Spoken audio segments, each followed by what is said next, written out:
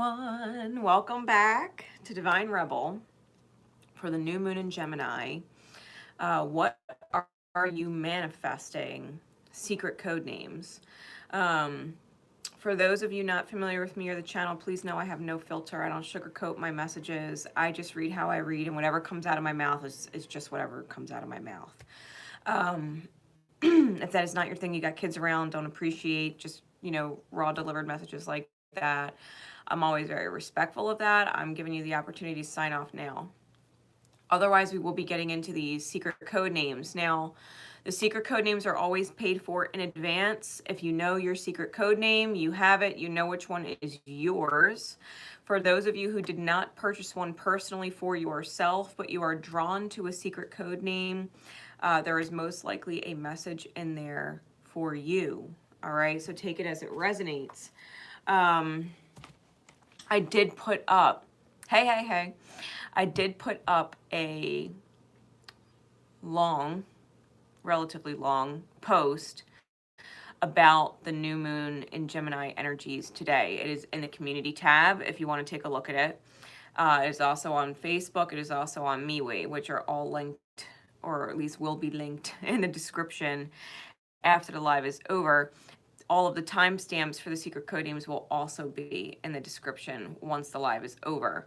All right, so if you're catching the replay of this, just know if you go into the description, you can actually click the little blue time for the secret code name, and it'll fast forward the video right to that secret code name, and you will not have to, scroll or figure out where it is. Okay, so before I get into these messages, because these are what are you manifesting readings, everybody needs to understand tarot and oracle cards. If the universe is letting you be aware of what is manifesting, you must also be aware that it is within your power to change it, to shift it, right? When you shift your energy, everything else shifts to mirror and match your energy. So for whatever reason, you get a reading that you do not like what you're manifesting, please understand and know it is within your power to change it, okay? It is within your power to shift. When you shift your perspectives, when you shift your inner beliefs, when you shift the actions you would have taken, you know what I mean? And when you make different choices, when you create permanent shifts, you shift your movement forward, okay? The only thing that really doesn't, especially if we're dealing with minor arcana, because minor arcana are literally all choices that we're making based on our reality, based on our emotions, based on our mental state and our perspective, based on our spirit and what our desires are. You shift your desire, you shift what you want to manifest, well, of course the outcome's going to change. You know what I mean? You don't want to manifest that anymore. You're literally going in a different direction. So know that, all right? When you choose, you change. The only thing that doesn't really change so much is when major arcana come out, because those are milestones. Those are things you're going to go through regardless. It's just how you process them, deal with them, move through them, grow from them is up to you. So whatever you're manifesting, okay, don't shoot the messenger. I love you guys, and thank you to everybody who shares out my readings, whether they're the secret code names or the twin flame secret code names, or my monthly zodiac readings. I know it takes a lot of fucking balls to share my shit. I know it does. I am not for the fucking weak. I'm not for the weak. So the secret code names, okay? The secret code names are, and I originally posted 10. I originally sold out and posted it at 10 secret code names, and 2 more snuck in last minute. So I've got 12 now. All right. Secret code names are Moth Magic, Pink Coneflower, Sky Blue Pearl, Rocket Man, Glaciers, Adam's End, White Rapids, The Golden Dawn, Alice's White Rabbit, Sunflower, Tip of the Iceberg, and Wildfire. All right, those are going to be the 12 secret code names. I'm going to read them in that order. Again, timestamps will be in a description once the live is over and I can get back in there and fill it in. Okay, so I am using my Dreams of Gaia Tarot, which I have not used live or ever for certain. I know for certain. This was a gift from my soul mother, and I promised that this would be the deck that she would be the first one to get a reading from this deck. And so, Debbie, if you are watching, there is a message that is imminent in here for you, whatever secret code name you resonate to. Okay, because Spirit guided me to this deck and I have had it over a year now. I've had it over a year.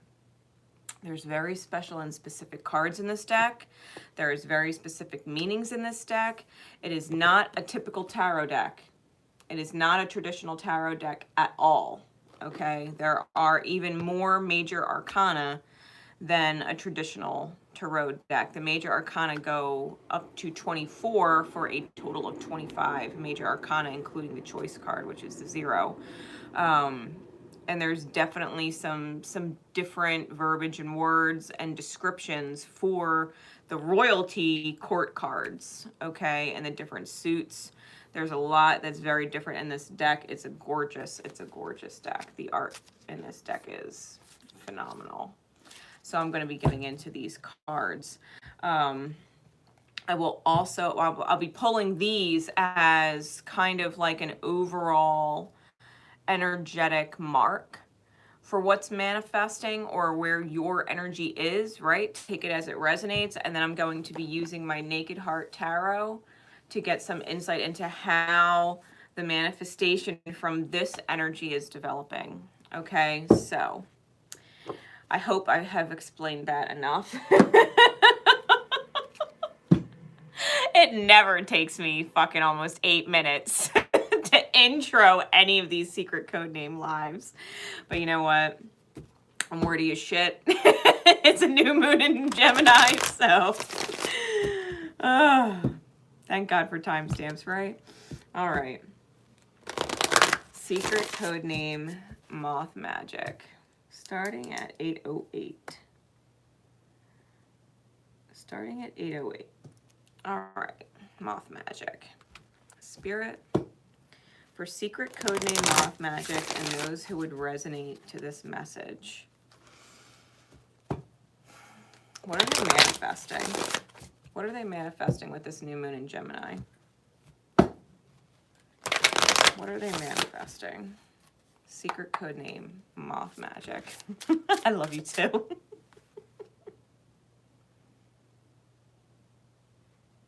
All right.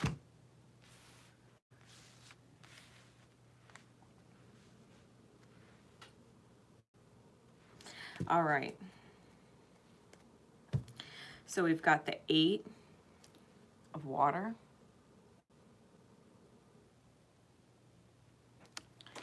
We've got the 10 major arcana, which is wisdom. And we've got the 5 of fire. Okay.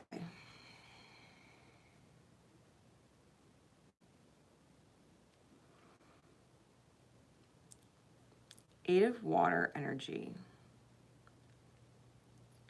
Wisdom energy. 5 of fire energy.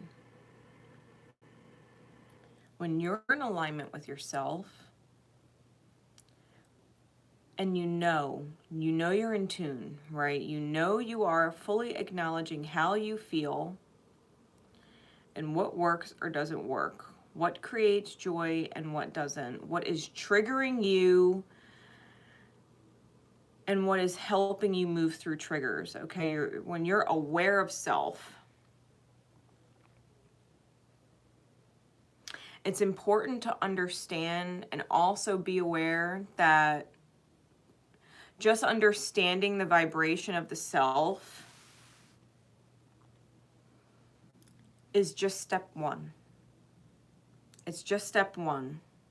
Once you're aware of the self and you're aware of the triggers, what sets you off, what doesn't feel good, there is this need to seek or find wisdom in it. Where it comes from, why, right? The why we feel the way we do, when we're not blaming the immediate reality, but when we actually go within, because this card is very similar to the Hermit, and it's imagery. And he's going into the dark, he's going into the cave, the crevice, right? Where it might be uncomfortable to move through. It's dark, it's tight, it's very...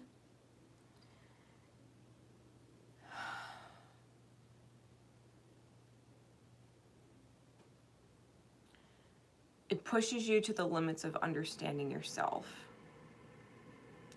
so that you can find the treasure deep within the cave, okay? The beauty or the crystal or the energy within, right? So to speak.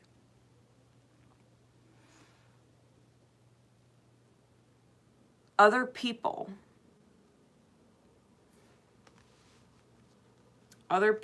energy, when they go head to head with you, tete-a-tete, right? Ego versus ego. I want to create this and you want to create that, and these two creations are in conflict. They both can't be created, right? One person wants to create one thing and another person wants to create another, and they both can't be created. It has to be one or the other, right? For example, you're in a relationship with someone else wants to be in a relationship with the person you're in a relationship with. One person's trying to manifest a relationship with them. One person is maintaining the manifestation of being in a relationship with them. Both people are trying to manifest the same thing, but it can only be one or the other, right? Unless you start breaking some serious, taboo, whatever. So be aware that if someone is going after a manifestation that would thwart or deny your own manifestation and it triggers you, you have to ask yourself, why are you afraid? Why are you triggered? Why are you threatened? Do you or do you not trust your alignment? Do you or do you not trust what is meant for you? Do you or do you not trust that you deserve all that you are drawing to yourself, or that you're maintaining in your reality because your vibration is just? It's right. It's moral. It's considerate. People can only trigger you if there is some kind of lack within the self, whether it's a lack of trust in yourself, whether it's a lack of joy in your ability to create things because you're not creating what you want to create, right? Being lazy or whatever. When you know you should be doing shit and have the energy to be doing shit and you're not doing it anyway, like, fuck it. It's a lack of courage or a lack of confidence, right? When you feel insecure about yourself, it's a lack of self-love or self-respect. It's a lack of being honest or true with yourself or others, right? There's certain things that when we get triggered, we understand there's a lack somewhere, and that's the reason why. That's the reason why we're being triggered. There's a lack of clarity. There's unanswered questions. There's a lack of pride, because pride is necessary sometimes. You have to take pride in your creation. You have to take pride in your life, pride in yourself. You know what I mean? Not to be prideful or egoic, but to be very aware that your reality and the beauty of it is a reflection of you and the beauty within yourself. And you're either doing it justice or you're not, right? Be really aware that if someone is triggering you, you can allow that trigger to spiral out, which would ultimately lead you to a hard lesson, right? Because you're going to manifest a whole fucking shit ton of crazy before you actually figure it out. Or you can be very aware of the fact that if you're triggered, there's some kind of lack. There's some kind of lack, right? All the lacks that I just went to, there's some kind of lack that you can address, and you can figure out where it came from, and you could forgive where it came from, because it doesn't need to exist. There's no reason you should have to not have faith or trust in what you deserve to experience, that you deserve to experience what you want to experience. Why you would lose stability, right? There's no reason to fear these things. There's no reason to be afraid of what you create, because what you create brings joy into the life and experience of the others around you that you want in your experience, right? You're a positive person in the reality that's become an asset, that light and that love and that joy has literally become an asset or a safe haven for other people who are living in a world where shit is fucking rough most of the time. They can bank on you to be a safe haven of energy that is not disrupting them or bringing chaos or drama into their life. You trust what you're creating. You're confident in your ability to create those things that your energy and your manifestations going nowhere. Ain't nobody gonna take that shit from you. Confidence. Ain't nobody gonna take that shit from you. You're an asset. You're literally an energetic asset. You're a light in the dark places for others. So understand what you're manifesting right now. If you're having a head-to-head with someone or you're getting triggered, be really aware. You can face your triggers and you can nip it in the butt. You can nip it in the butt now. You don't have to let your fear or your guilt or your insecurities or your self-loathing or your grief or regret or whatever trigger you into actions that would manifest bullshit for you, that would make you uncomfortable to move through, right? The tight and narrow space of the cave that doesn't give. It doesn't give. There's no give room, right? It's this way. It's the only way through. Sometimes you can't actually move yourself backwards. Caves get that kind of tight sometimes, right? You just got to keep moving forward no matter how uncomfortable it is, no matter how much pressure you feel you're under. So know that whatever you're manifesting, it's only going to be as rough as you make it. It's only going to be as rough as you make it. You know there's certain things that you need to move forward from emotionally. Emotionally. Things that upset you emotionally. Things that give you anxiety or cause worry emotionally, right? There's certain things that you need to move forward from feeling. Leave those feelings in the past. Don't keep them with you and take them forward with you. All right, because you're going to end up in a head-to-head or conflict with someone in order to find what you're meant to find in yourself to heal, right? Which is whatever that lack was to begin with, because that's all the conflict is going to do.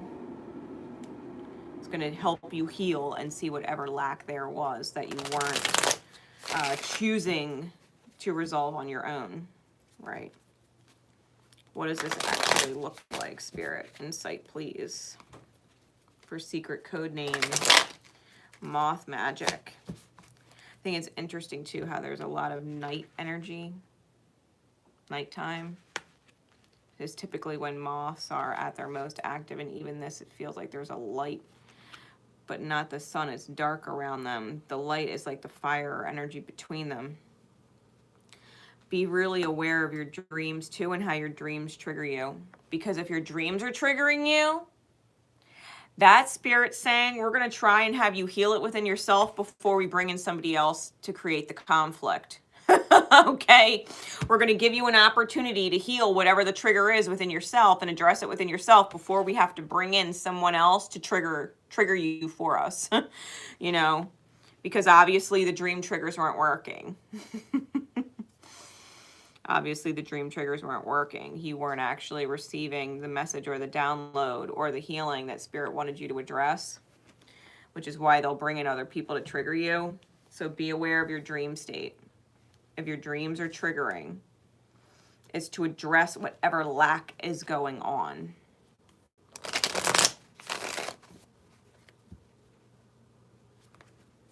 Okay. What does this look like? Spirit, please. What is manifesting? The devil. The devil. Capricornian energy. All right, now, if you read the New Moon in Gemini reading, the big Capricornian energy at play is Pluto. Pluto is a malefic energy that is desperate to become undone right now in its retrograde phase. You might want to take a look at that. Leo energy, the Strength card, and the Three of Swords.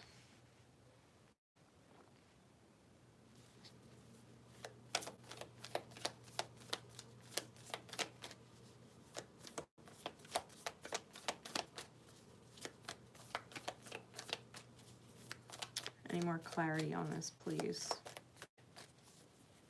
Yeah, you end up fighting with someone you love.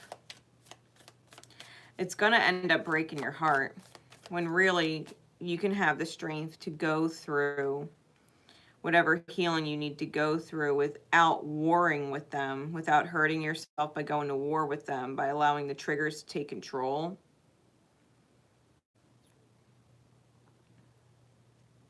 You have to know and trust your alignment when it's time to move forward, because if you're going against your gut feeling, you're allowing space for the quote-unquote devil to creep in to make your fucking life hard. It's not impossible. The devil don't make your life impossible. The devil is the reason why life persists and exists the way it is. I mean, the devil card in tarot rules the 3D realm. It rules the physical experience. It doesn't make it impossible, but it can make it really fucking difficult. The lesson learning. Don't let your ego get the best of you.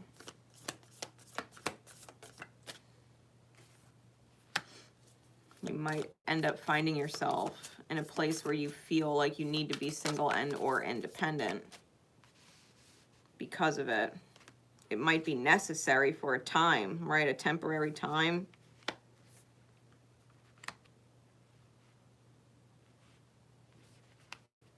Especially if there are children involved.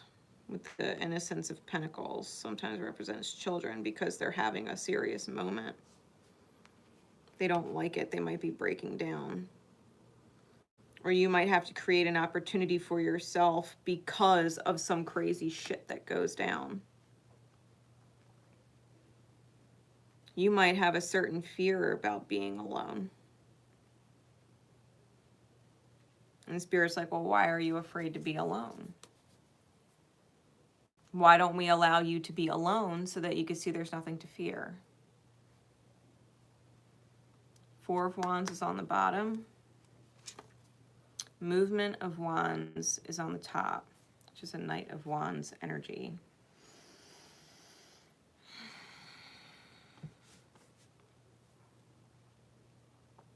Listen, I'm not gonna lie. There's some serious shadow transformative work at play. Spirit's been trying to get you to see something or understand something that you just haven't been getting, especially if you have felt in competition with someone. Spirit's asking you, why do you feel like you are competing against someone? Like, why do you not know your worth? Why are you burdening yourself? It's almost like you've been refusing to believe it or refusing the healing, refusing the wisdom, especially if it's concerning a twin flame counterpart that you need a break from. Four of Swords was under that. Because some type of apology or whatever, sincere apology and or forgiveness or gratitude needs to be expressed for all the efforts made. The fact that you are the happiness or the 10 of Cups and someone's having a really hard fucking time, letting you be that, taking the leap of faith on that and committing to that, right? And closing a cycle with the world under that. They're lying to themselves. So listen.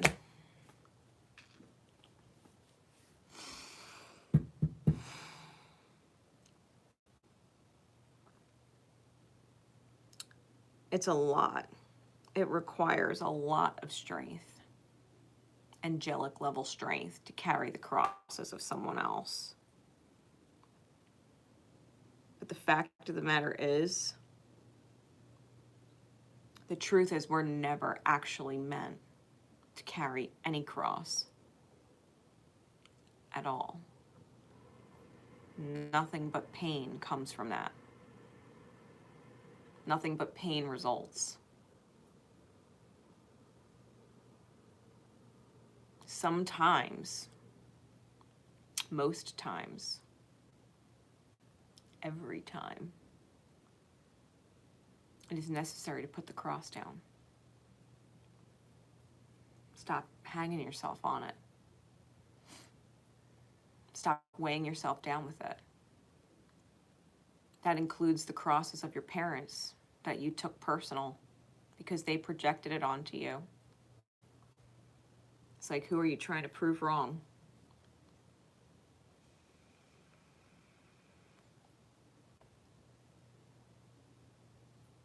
Who are you trying to prove wrong? Why?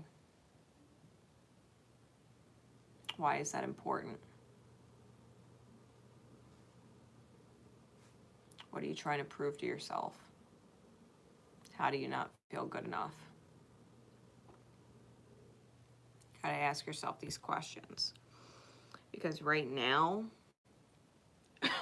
what's manifesting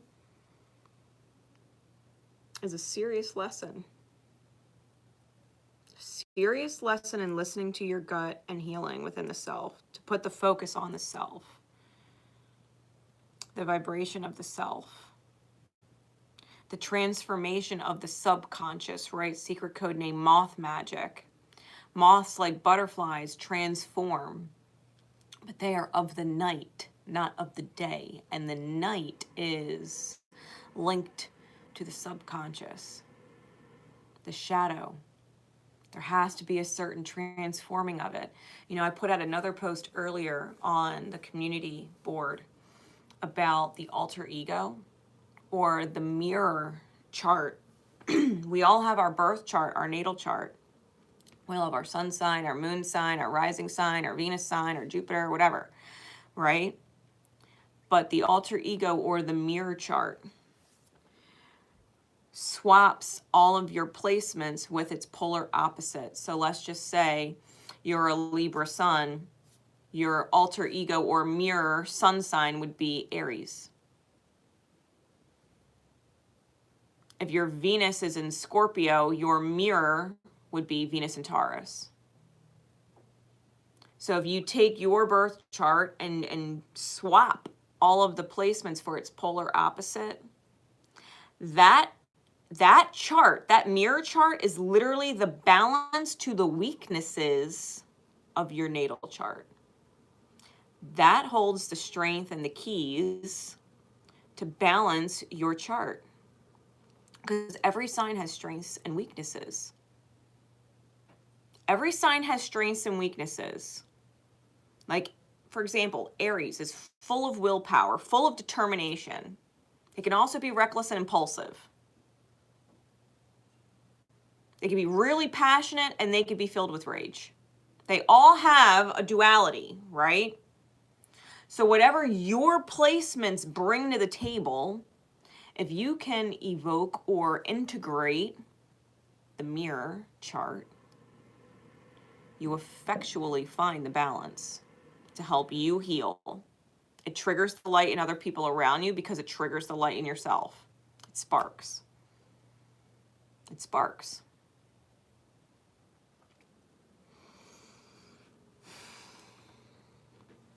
It's fascinating.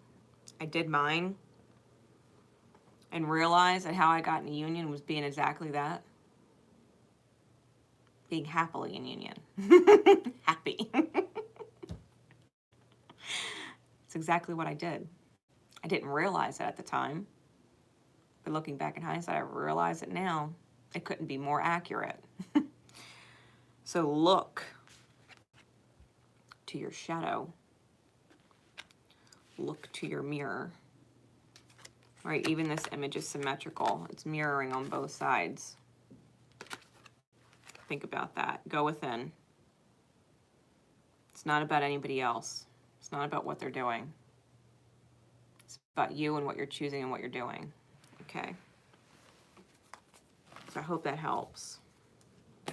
I do. I hope that helps. Otherwise, life might be getting fucking crazy. Just saying. Just saying.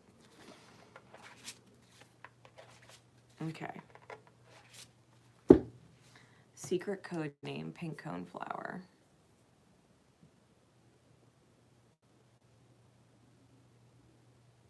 Secret code name, pink coneflower. All plants and animals have a vibration, a spiritual vibration. They hold a meaning. Okay.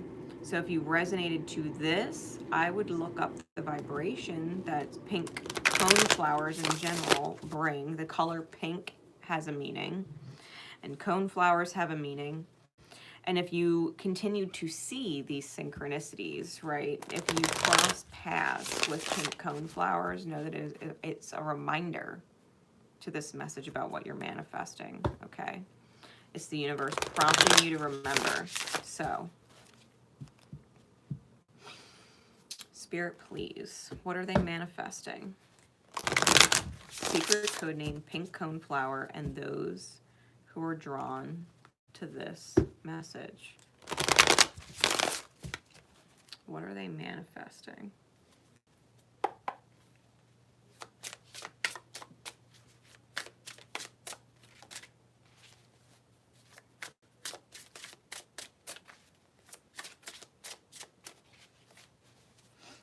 What are they manifesting?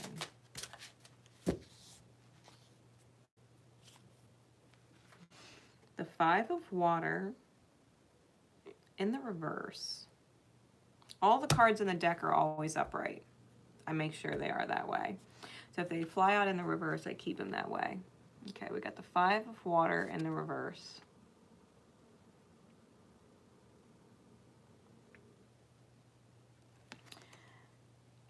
Now this image, you can see she's literally on her knees, or what would be her knees with her merfin. She's a mermaid. She's literally on her knees. And she's got her head down, and it's almost like she's praying. Almost like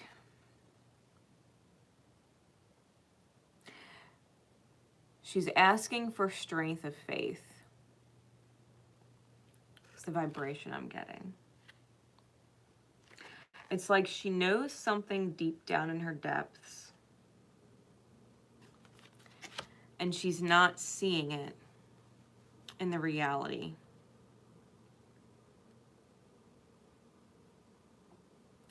Like they know something to be true, right? Intuitively, they know something to be true, and yet it's not true in the reality at the moment.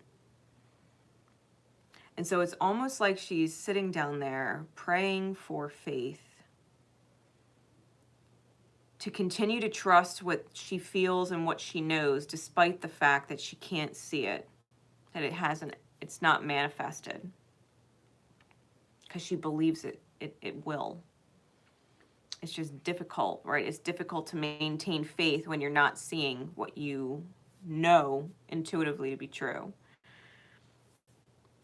And there's light shining down on her from the surface, which in the reverse, it's shining up at her from the bottom. It's shining up at her from the bottom. Also puts her upside down, which is a heart over head decision. Maybe you're not wrong in what you believe. But the reason why it hasn't manifested yet is because there's a light down there in your depths that you have to tune into, that you have to touch on. Some kind of heart over head decision. To trust the way you feel about doing something. Even if it seems ridiculous, crazy, no one else in the fucking right mind would do it, simply because your heart is guiding you to. And there's no other reason. It's your heart's truth. It's your heart's truth. This is why you're manifesting what you're manifesting, right? Because there's something beautiful in you that you feel like it needs to be done. And yet you haven't actually chose to do it yet.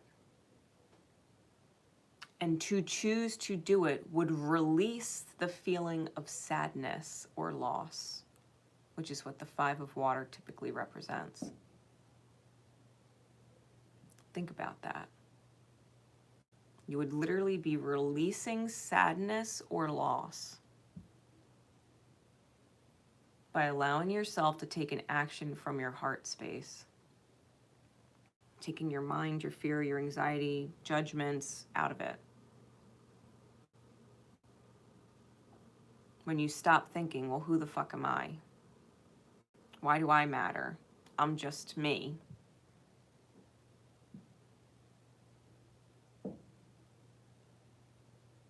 I don't matter. When you take that thought and remove it,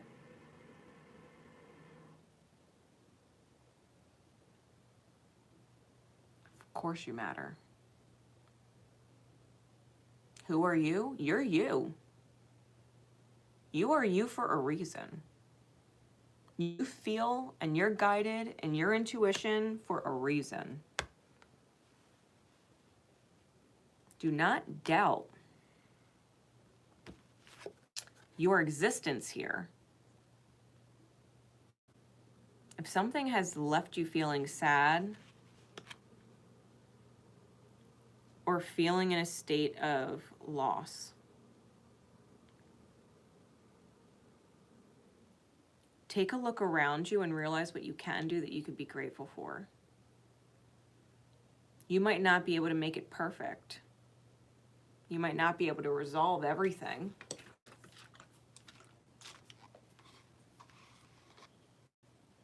That fixes the reality. But you can take certain actions that sit better with your soul, because at the end of the day, you would rather take that action than look back 10 years from now and still beat yourself up that you never got to do this or say this or get this done for whatever. Your heart would be in pain knowing you did or didn't do something. Yeah, the sun. You gotta shine, man. You gotta let your heart shine. You gotta let your heart shine. There's something that needs to be done.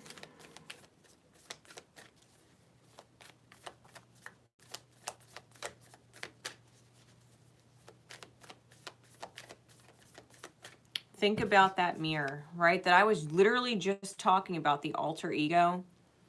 Whatever your sun sign is, what's the opposite? Whatever your rising sign is, what's the opposite? Whatever your north node is, what's the opposite? Whatever your Jupiter is, what's the opposite? Tune into that shit. Tune into that. Your Venus, what's the opposite sign? Like, what is the polar opposite? Figure out your alter ego and the beneficial energies in there.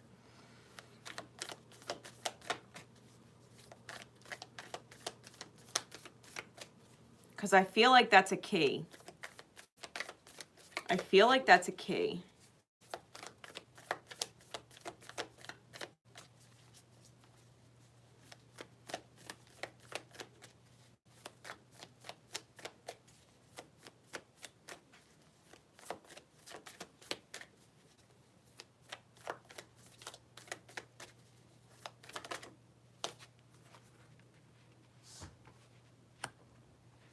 Three of Pentacles.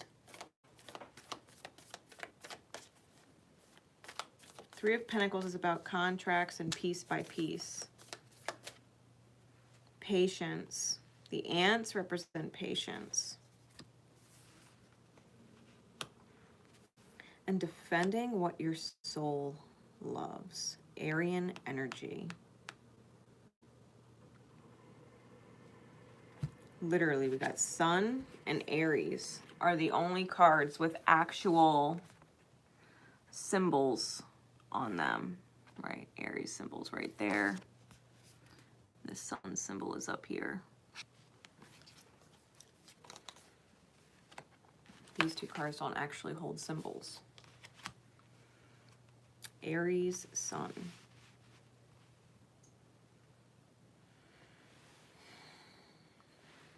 Aryan light is determination, willpower. Nothing will stand in the way of me and my goals. Doing whatever it takes. Aries is one of those signs. They will do whatever it takes. They will fight to the fucking death. They will do whatever it takes.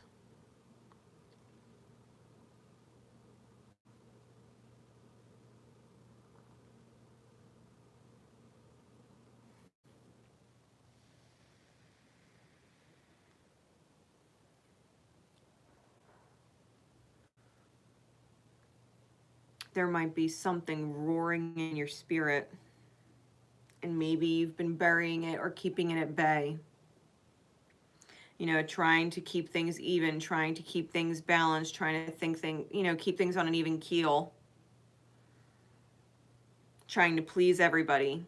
You know, trying to make sure everything is balanced when really you just kind of have to light up. One step at a time, piece by piece. Brick by brick kind of thing. Start building that shit because you got a goal in mind.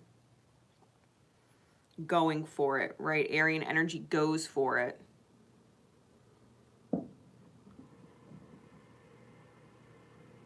Don't forget your actual birth chart, right? You still need to maintain the light of those things. But integrate your mirror energy.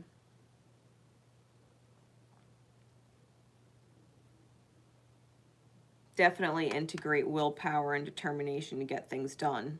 Piece by piece. Have patience. Ants do represent patience. If you look up the spirit medicine of ants, represents patience. There's things that you have to do.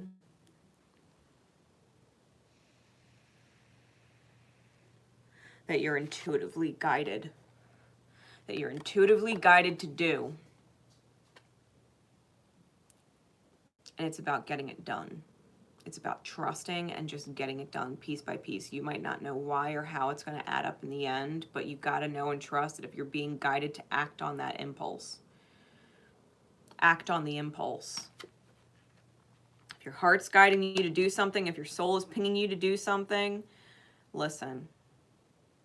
Spirit, I don't know why the fuck you're guiding me to do this. I don't know why this is what is on my agenda today now. You know what I mean? It's not what I planned. But I'm going to trust it. I know what has not been out of my mind, right? Because Aries rules the mind. I know what has not released itself from my mind, and there's a reason why it hasn't gone away.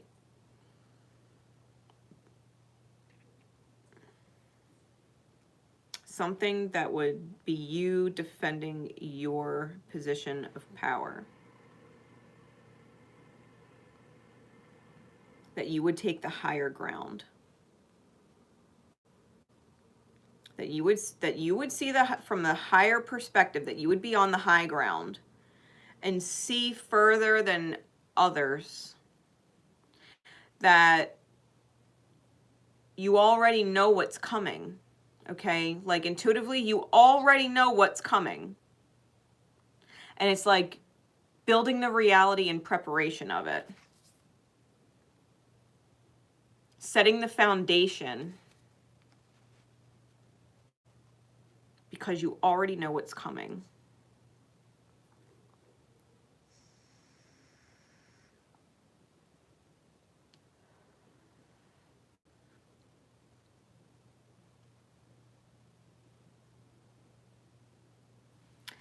I'll give a general example.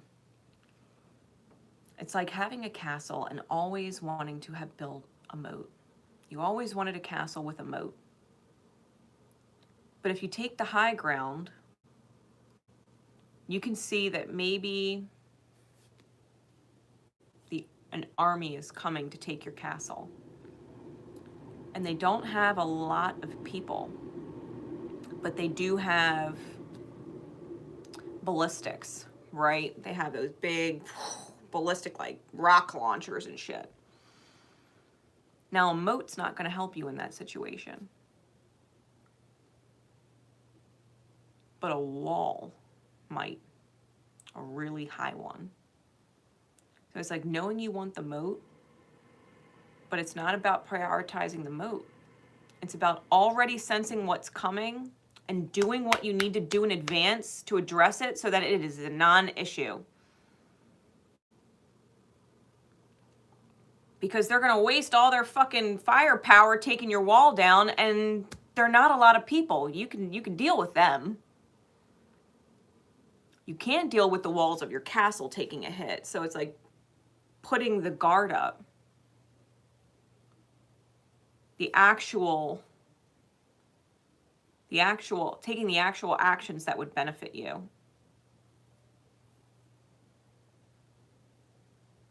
Does that make, I hope that makes sense. Like if you can see and sense what's coming, you can lay a proper groundwork in advance so that it is a non-issue. So that it's really easy for you to deal with when it shows up instead of difficult. Laying the groundwork. Having heartfelt conversations from your soul, right?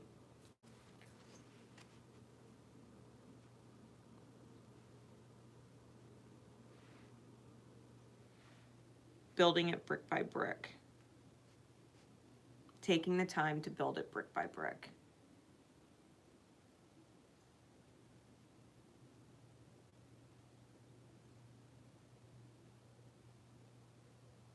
Trust the actions you're guided to take. I hope that helps. Because what you're manifesting, I believe you're manifesting the release of sadness and the release of what was lost. Or regaining, right, what was lost.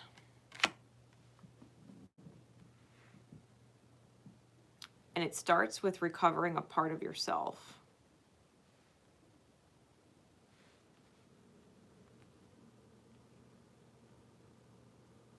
Starts with recovering a part of yourself. Okay. Yeah, at the bottom of the deck's the Six of Wands. There's a victory at hand here. Top of the deck was the Eight of Pentacles. There's an effort that needs to be made. You got to take a chance, right? Aryan energy, the Fool. Six of Cups, Sacred Soulmates, your unicorn. Double unicorns. You know who your unicorn is. There's certain things that you could do. Spirit's guiding you. Eight of Wands is under the Six of Wands. There's a certain reinvention of the self. Spirit rising, Phoenix rising energy that's healing, right? We're talking about the depths of the self. You got a light underneath in there that needs to heal. You already know. The High Priestess was under that. You already know.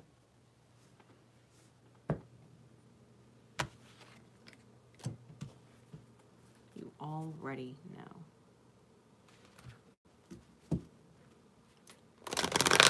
with secret code name Pink Cone Flowers. Let them be your reminder that if you're seeing them, when you're seeing them, am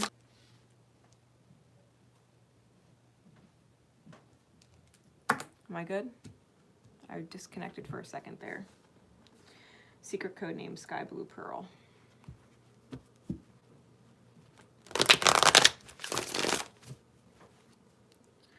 Let me know if you are here in the comments. I'm good, thank you.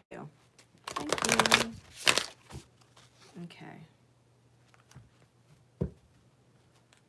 Secret code name Sky Blue Pearl. What are they manifesting, Spirit? Secret code name Sky Blue Pearl knows who would resonate to this message. What is manifesting with this new moon in Gemini for them?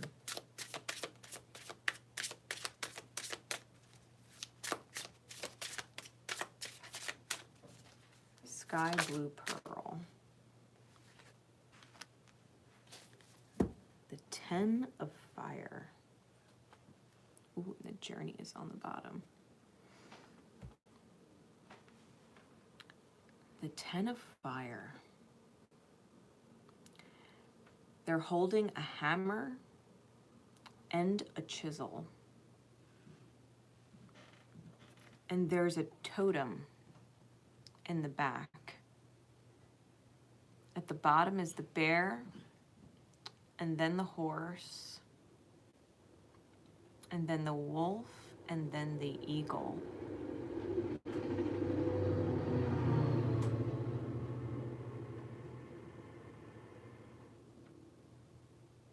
And there's stairs present. The serpent looks like stairs. It's the serpent. It's the bear, the horse, the serpent, the wolf, and the eagle.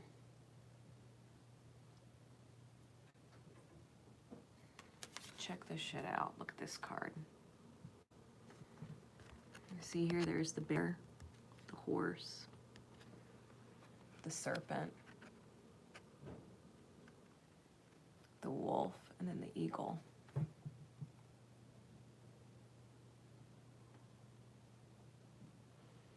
Holding the hammer and chisel.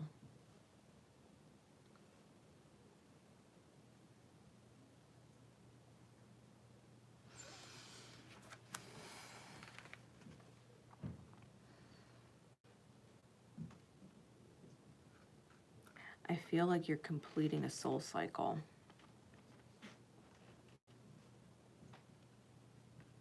That a lot of soul work has been put in. A lot of realignment, chakra opening and balancing. Because all of these chakras are lit and they're all relatively the same size. Whereas the card we saw earlier, the chakras were all different sizes. These chakras are all the same size.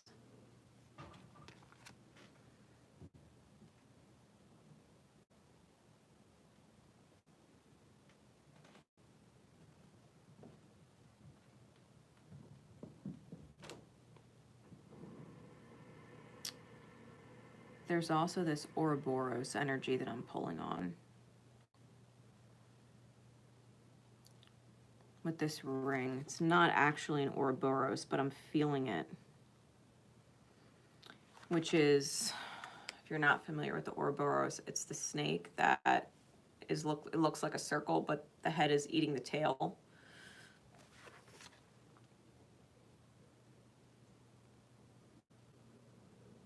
I think you're actually coming out of that cycle of feeling like you're constantly sacrificing parts of yourself in order to move forward, like that endless cycle.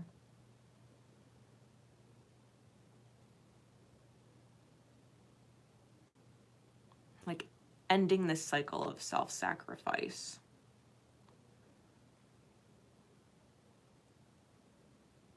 That you would not sacrifice your soul or take on damages.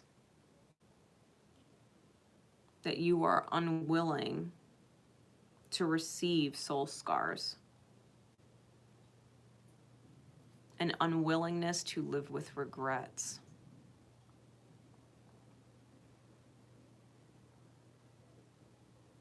that you've gone through self-preservation and being overly protective of others, that you've gone through times where stamina was needed and you needed to really push yourself through, times where things stung, like you've been through those things, the harsh lessons or harsh realities where things stung, where others or the experience you were in felt like poison. You've been through certain milestones or benchmarks with this animal medicine.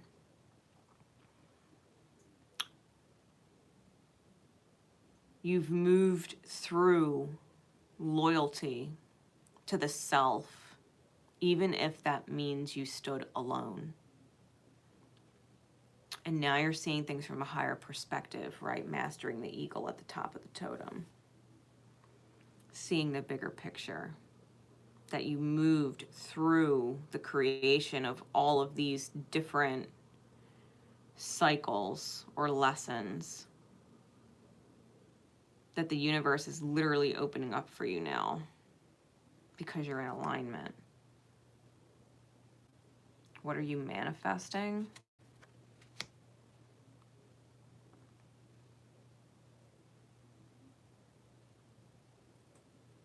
I think you've turned yourself into the key. The way this looked to me just now, it literally looks like your energy has become a keyhole. And you're in the middle of it, right?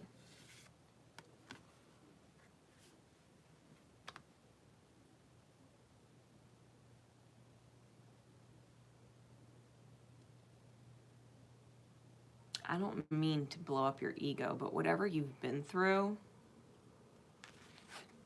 you get it. You get it. And you have to understand that wherever you go, you're going to be bringing healing wherever you go, because your perspective, you have a matured, experienced perspective. That might trigger people. The fire, it represents purification or spiritual cleansing. And you've become it. It's become your wings, right? It almost looks like the fire is your wings.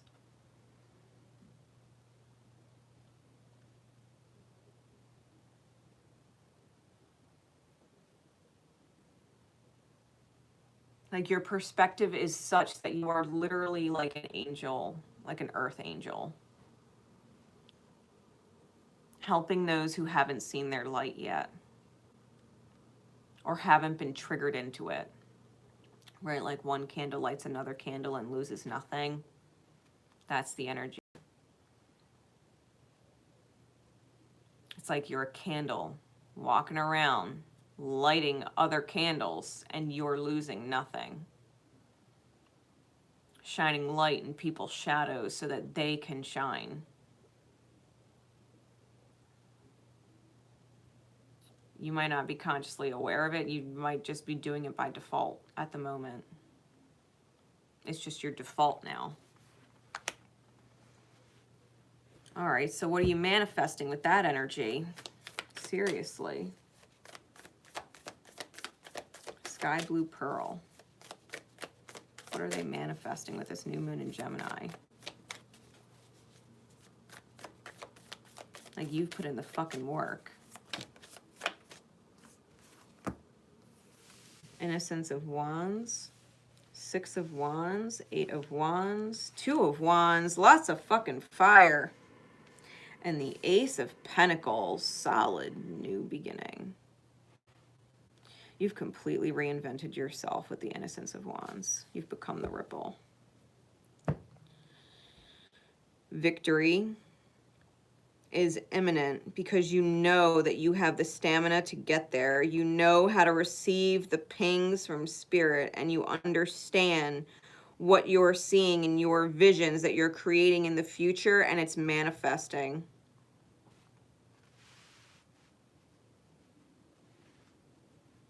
It's almost like a mastery of soul spark.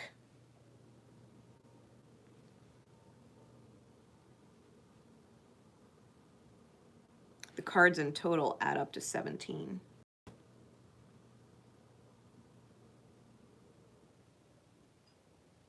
Which is a healing vibration. It's an initiation into divine miracle, an initiation into being divine intervention in order to create new cycles of abundance, right? It's different than the Ouroboros going around in a circle infinitely eating itself. It becomes the 17, which is an 8, which is the infinite, right?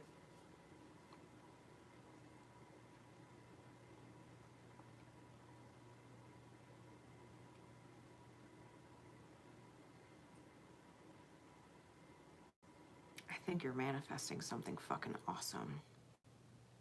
I think you know what you're manifesting. I think you can see it here. I think you can visualize it or sense it or see it here. It makes sense to you to visualize it. You can see it. It's almost like when you know that whoever you're with, you can't actually see yourself growing old with them. But in this case, you could see this person being with you until you're fucking old. Like, you can see it. And that's what's being created. As an example, right? It could be anything. You could know that a certain job is meant for you, right? And you just have a feeling you're meant to be in this career.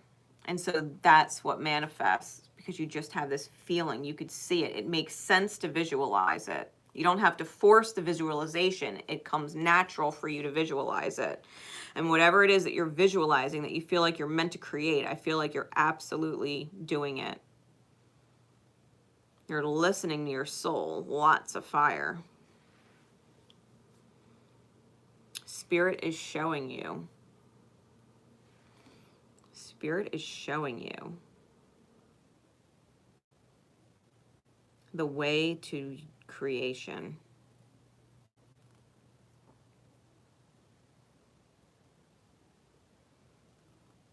So whatever you're manifesting, it is fucking awesome, it's solid, and it's kind to you. It's kind.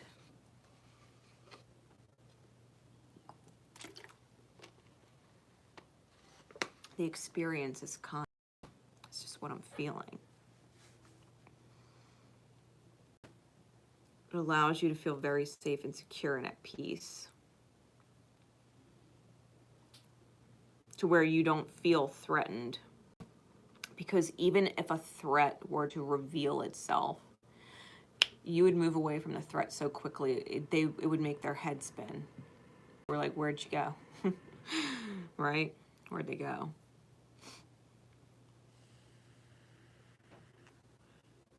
It's like you know how to dodge karmic bullets.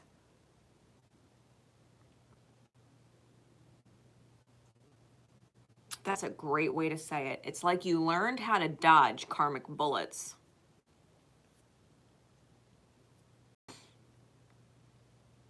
I'll cheers to that. I'll cheers to that. Whatever you're manifesting, it's almost like spirit doesn't... It's almost like spirit knows you know. Spirit knows you know what you're manifesting. I hope you could feel your heart chakra spinning out of your chest.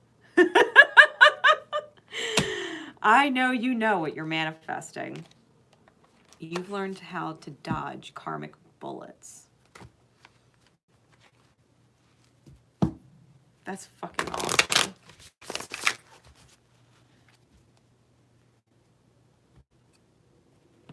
That's fucking awesome. Hey, hey. Seriously.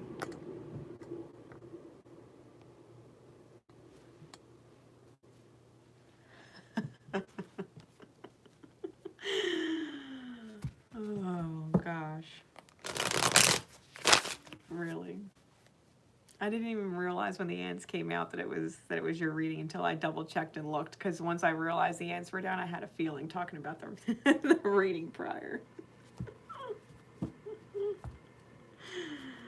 Oh.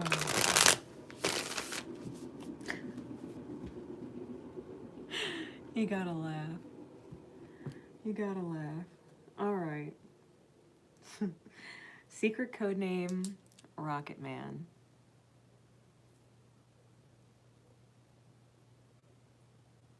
Secret code name, Rocket Man. And I literally heard the song clear as fucking day. So if you're not familiar with Rocket Man, then you need to go listen. Oh, you need to go listen. There's a message in the lyrics for you. Okay. Let me just put a quick shuffle on these.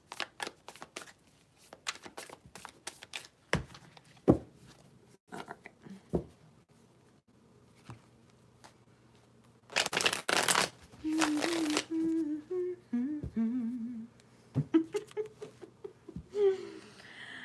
So what are you manifesting with this new moon in Gemini? Secret code name, Rocket Man. And those who would resonate to it or be drawn to it. What are you manifesting? What are you manifesting?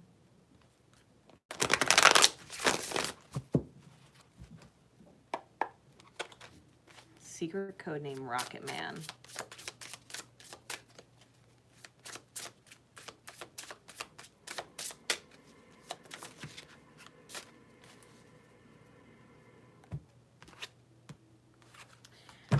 All right.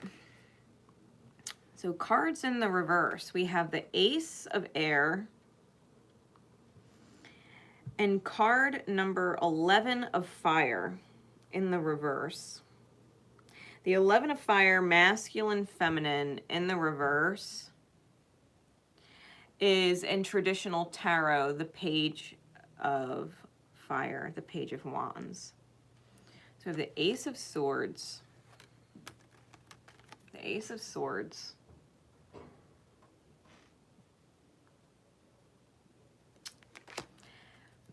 and the 11 of Wands.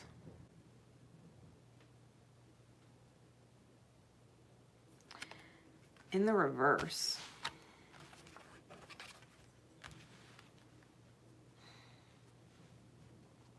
One and 11. So we've got 1, 1, 1 here.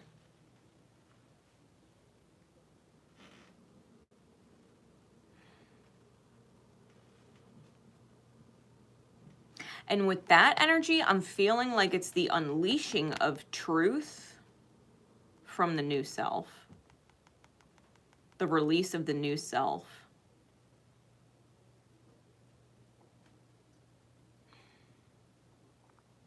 Literally like Rocket Man, like literally full release into,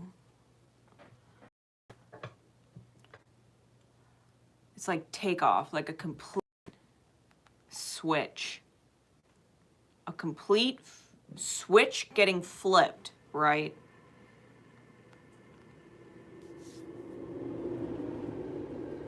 White dragon energy. It just reminded me of Falcor, who I posted the other day.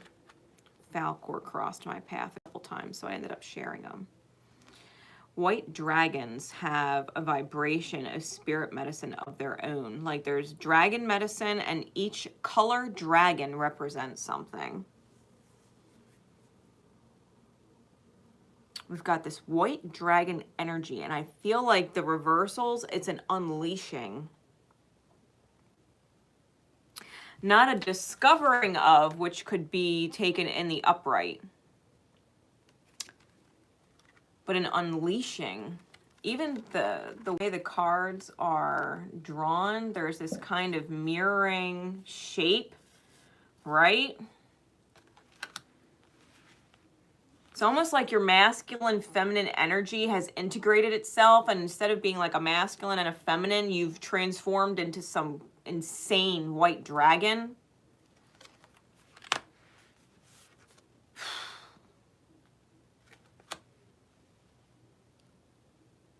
feel like it's being unleashed. And I keep hearing the word Omega, like Omega. I keep hearing it.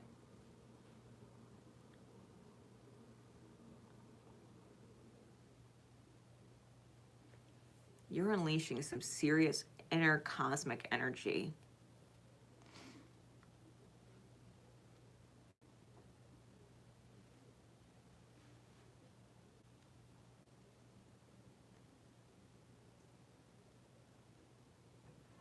It's almost like letting it rip. Taking off.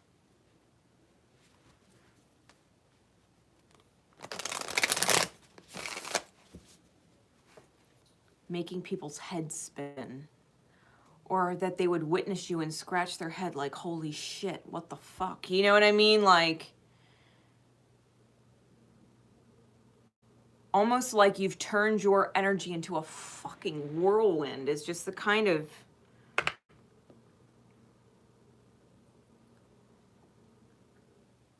literally is what I'm feeling. It's almost like you're a whirlwind that passes through and people are like, holy shit, like where the fuck did that come from?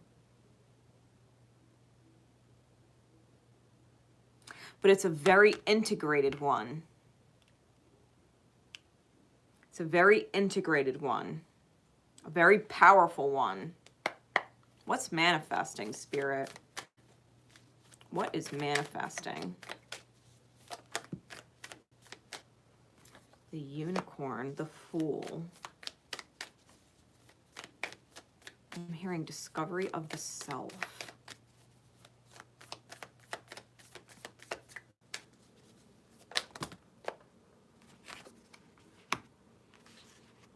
The Two of Swords.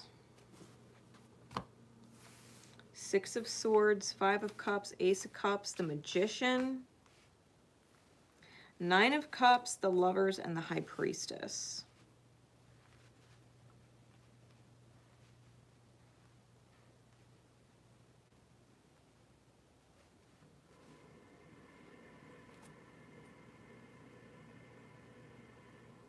I've got multiple ones again, multiple sixes, multiple twos. Ones, sixes, and twos. Of course, we got a 5 and a 9 in there. So listen.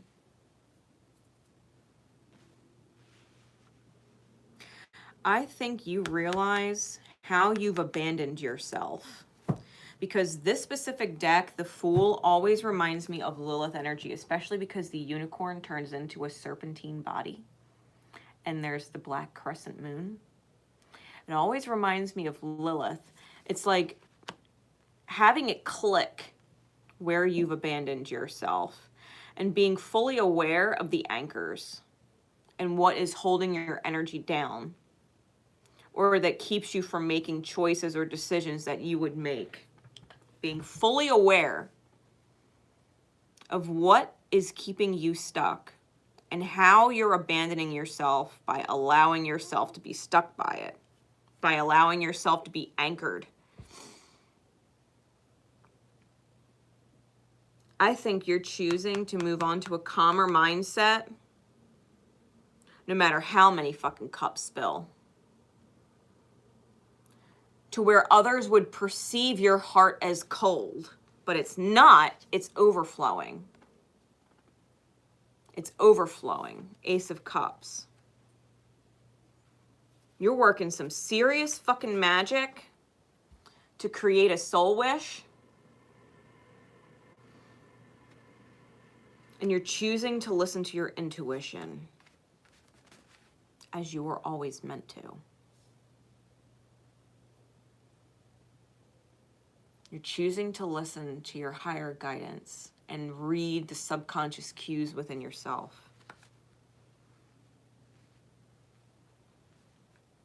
Unleashing a fucking whirlwind. It's like the switch went off. The switch went off. Of course, this is your reading. Wow.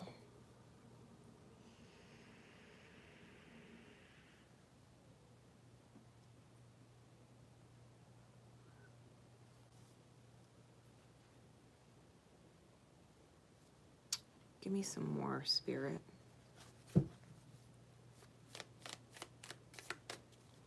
they're manifesting and they know it. Because you know what, this eagle energy, the mirror, right? The two eagles, the Lover's card.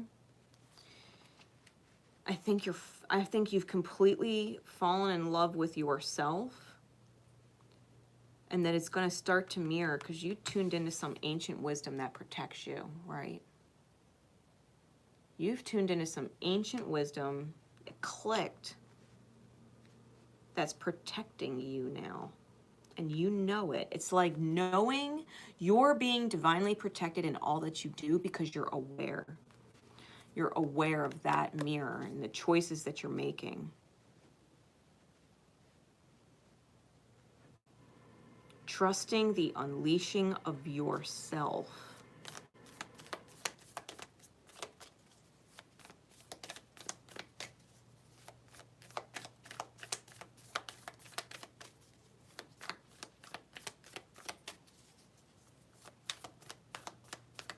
It's like the perfect storm.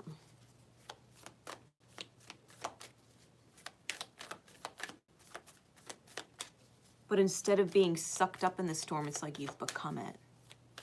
Being one with the storm.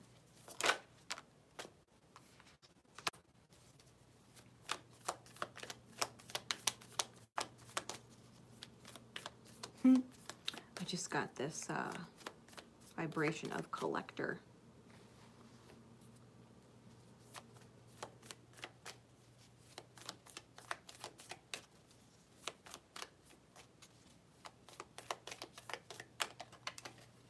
Like no one's gonna force you to share. You already know how your anxiety was controlling you. And you're no longer willing to share the nightmares of other people or the anxieties of other people or the wounds of other people.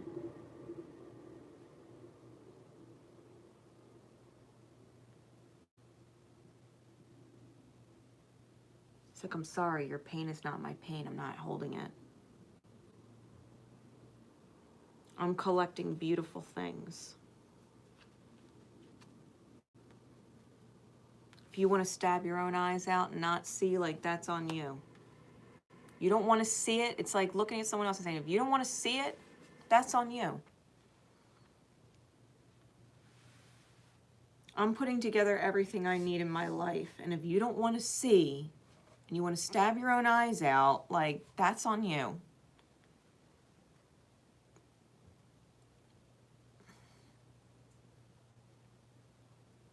Like, you're not going to anchor me. Right? The two swords crossed here are the two swords crossing in the skull here.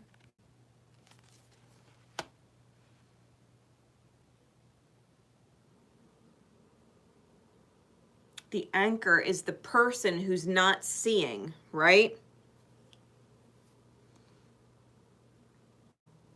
Who's refusing to see the truth to where they would literally stab their own eyes out because they don't want to see it. Not right now, they don't. Which is why you have literally become the storm. Lots of ones.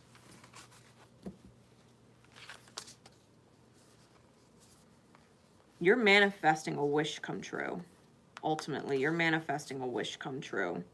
And if people are looking at you like you're cold-hearted or calloused, it's because you're overflowing love to them and they don't know how to receive it. They're refusing to see, right? They're refusing to see how you're loving them. Because you are. You're loving yourself, and that love is what's rippling. They can't see how you're loving them by being the fucking whirlwind or the storm.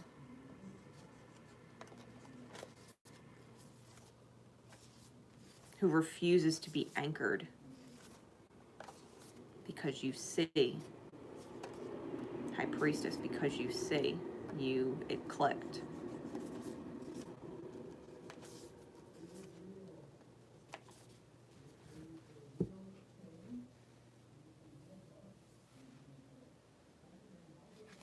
Really, you should listen to that song.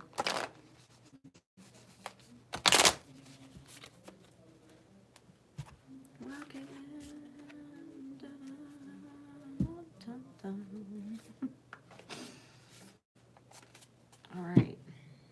I hope that helps. Because I don't think you have anything to worry about.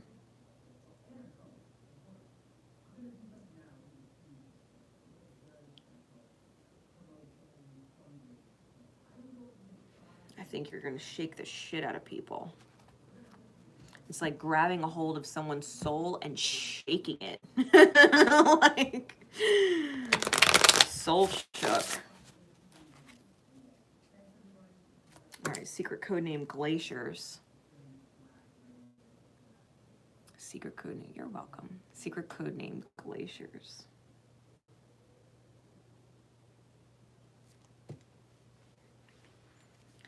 Secret code name Glaciers. And I literally, when I got the visual for the secret code name, it was glaciers with actual chunks and pieces falling away into the ocean. The decline or receding of the glacier. Because the sun was shining really bright and sparkling on the ice. That's the way I saw it.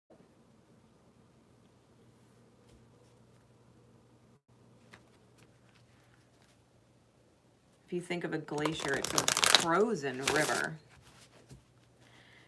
It's a frozen river. It's ice that moves much slower than water would.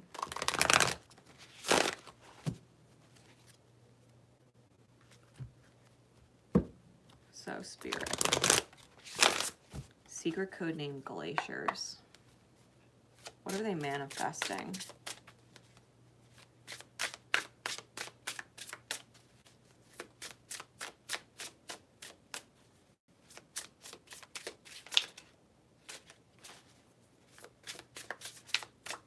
What are they manifesting?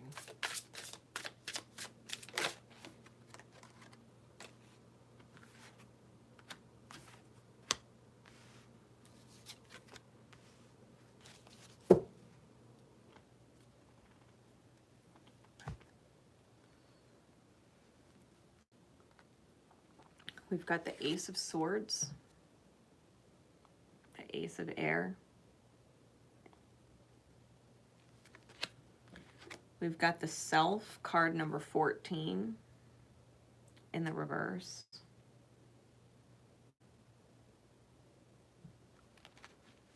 And we've got the Three of Fire.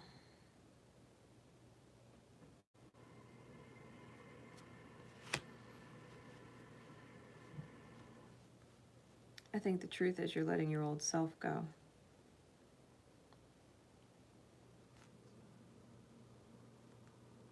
I think you're letting your old self go. Taking a journey or adventuring into the new. Because we go from this very cold truth energy, right? Very cool colors, to what would be the Temperance card in traditional tarot. In the reverse, self being released. And then we have very warm colors on this one. Really warm colors. We even go from a nighttime to a dawn or sunrise energy.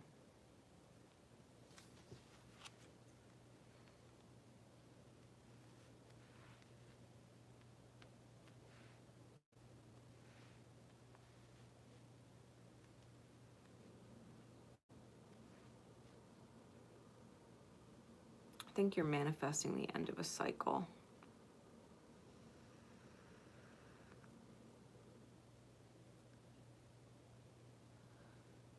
Because the 1, the 14, and the 3 add up to 18, which is a 9. I think you're reaching the end of a cycle.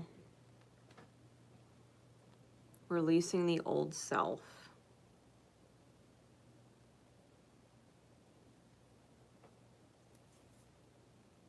the old self that might have been very glacier-like.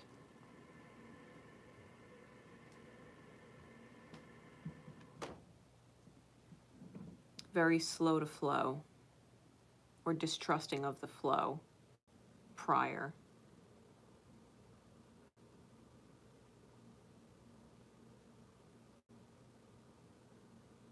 And finally letting yourself feel the sun, right? And letting the light of you break the ice down.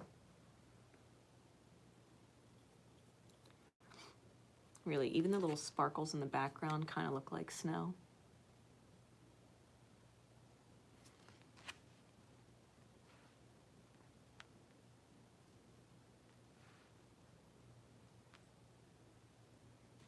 And here it looks like glimmering on the mountains.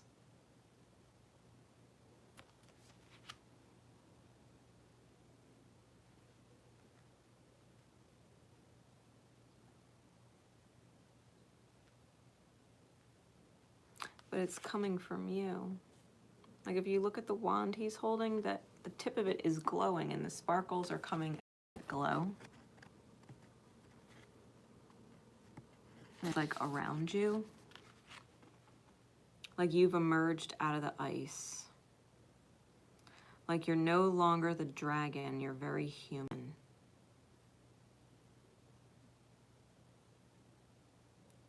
Being aware that you're very human on this journey. And that you have the wisdom and the experience of being the dragon coming with you.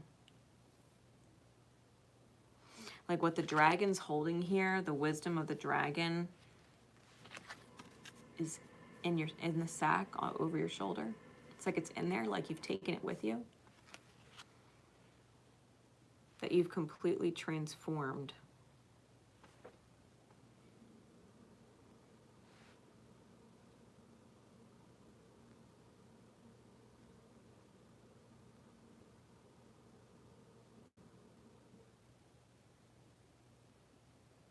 I think you're flowing really differently now. Or at least you will be with this new moon. Flowing very differently.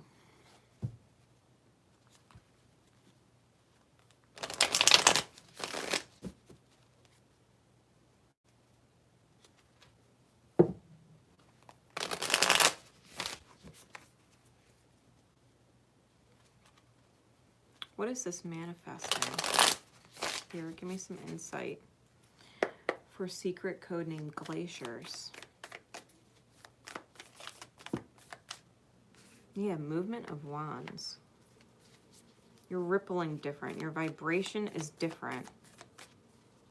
You're definitely on the journey and looking towards the long run. Innocence of wands, again with the ripple. Reinvention of the self, Phoenix energy. Your energy is communicating from a different place. Your vibration shifted. The vibration you're putting out, that the energy you live, like the universe is reading, you're putting out a different vibration. It's like no longer being a dragon of ice and snow, but being very aware of the human nature of you, being very light and very magic in it.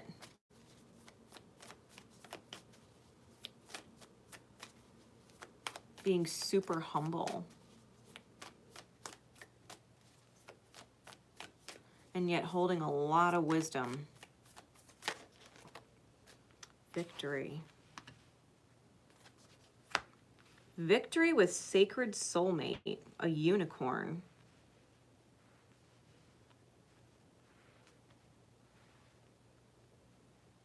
You're manifesting a fucking win.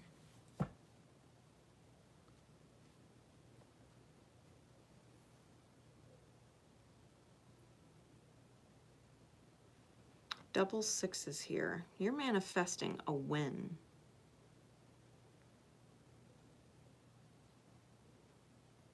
It's almost like you've drawn your unicorn in because you've become that. And they're sparkling, right? Even this unicorn is sparkling. You can see the sparkles in the mane and tail. These sparkles are following you. Like, you sparkle, literally.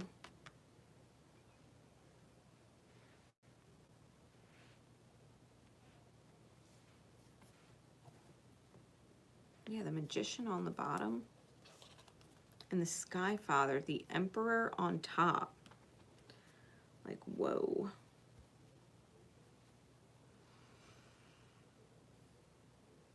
This new moon in Mercury, I mean, this new moon in Mercury, new moon in Gemini, right? Who's ruled by Mercury, and the sun and moon are literally conjunct Mercury during this event.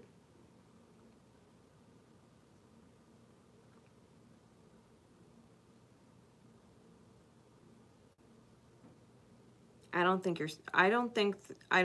think whatever energy there was of self-sacrifice in the mind that you had to give your mental peace away, I think you let it go. And I think that that shifted everything.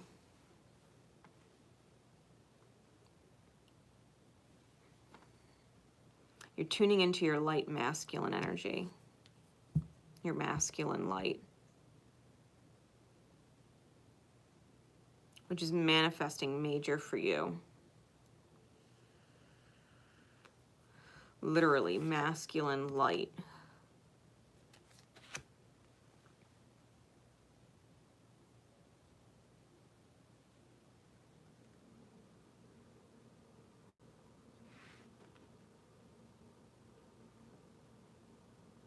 That pro-peace kind of energy, where you're very aware of your inner peace and you defend it. And you also defend the peace of others, which means you take actions that allow their peace to persist. You're not rippling pain or allowing pain projections to come from you. Your ripple, your vibration has changed. You've shifted out of shadow.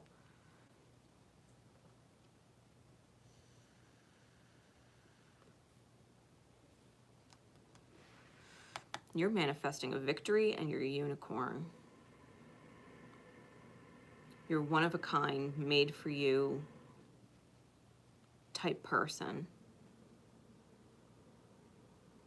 And they're going to match your sparkle. Your sparkle's going to match theirs.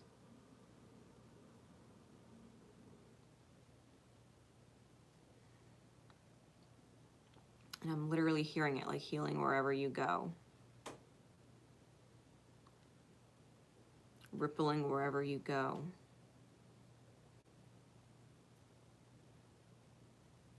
Everything you touch gets your light. Every person. That's beautiful energy.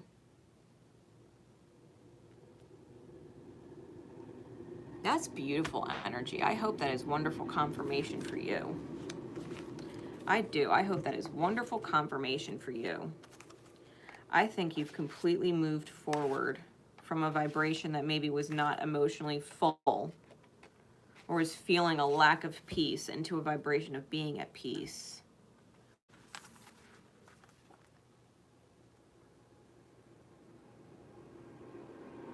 I think your soul is communicating a very specific kind of truth.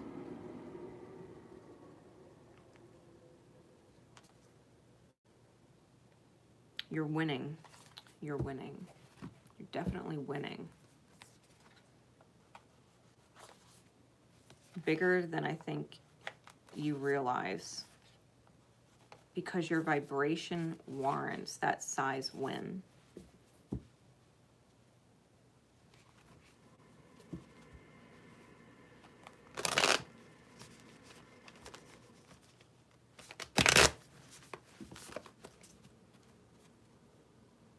Okay.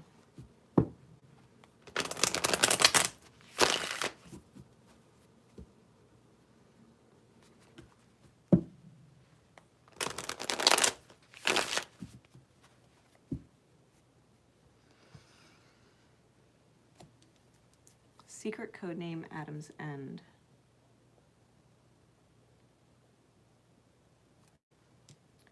Secret codename Adam's End. And when I got the visual for this, the visual for the secret codename, you could see and it's interesting because we were talking about this, Tanya and I, the other day when we were live in Ascend Warriors.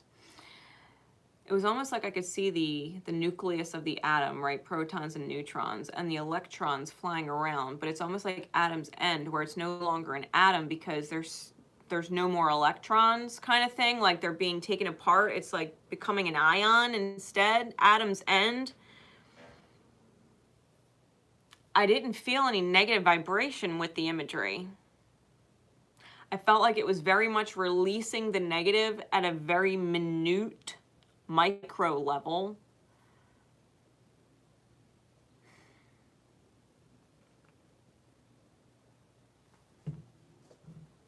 At a very unseen level, right? Because we can't see atoms with the naked eye.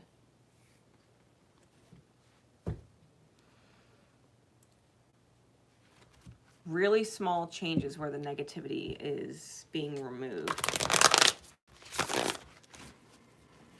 So let's say Spirit, for secret codename Adam's End and those who would resonate with this message, what are they manifesting with this new moon in Gemini?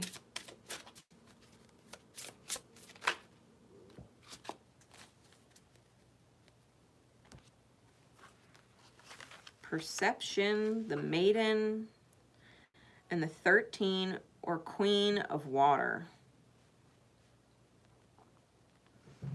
All right, so we have a lot of Hecate and Lilith energy.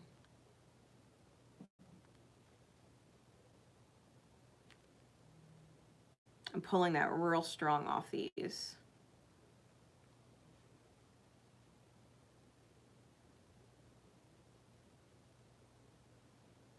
It's almost like the shift from the abandoned self that hurts, right? This dark angel energy who puts on a light mask. Like everything's okay when it's not. Mentality.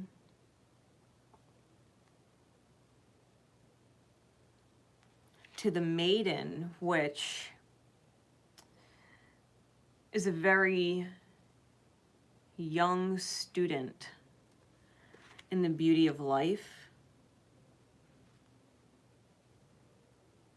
Rabbit synchronicities on the card, including what it's Celtic symbol, but it's like a 4-leaf clover on the rock. I don't know how well the camera makes that out. There's butterflies on the card.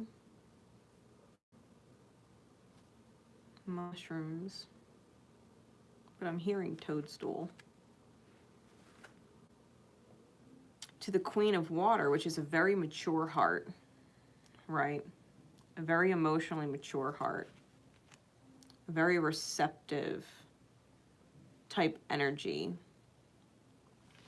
And it's this, you know, moon with the crescents, the triple moon, that moon goddess energy that's reminding me of Hecate. Hi. We've got turtles here and crab energy.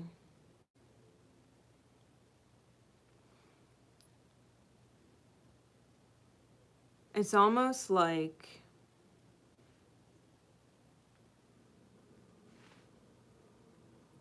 you've gone from a place where you were easily wounded, or in a place where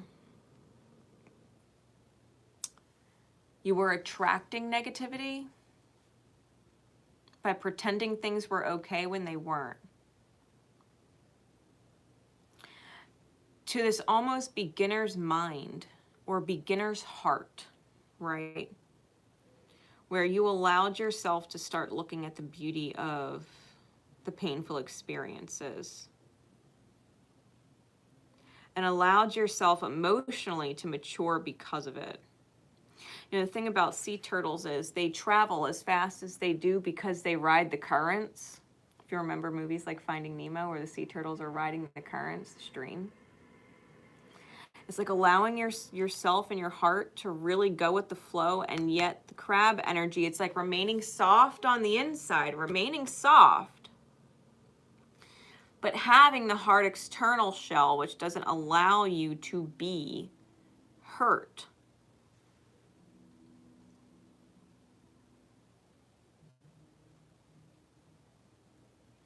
That you've learned how to protect yourself from the shadow.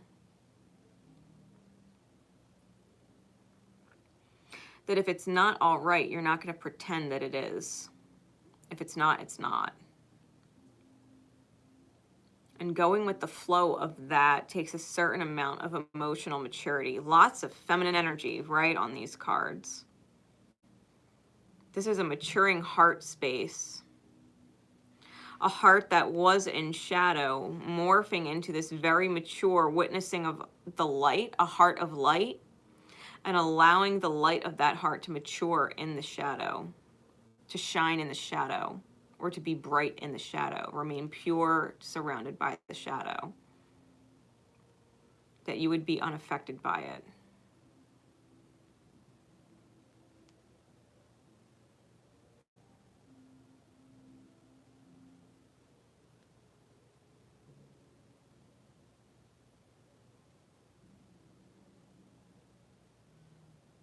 I definitely am getting this water dragon energy. Because the water rippling around her, you can see it kind of looks like dragon scales.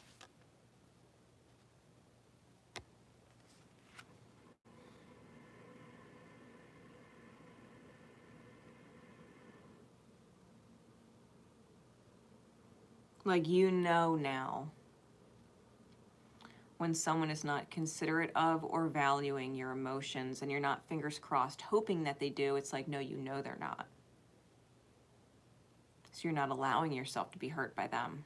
You already know that they don't have your heart's best interests. They have selfish motives or self-driven motives. They want something.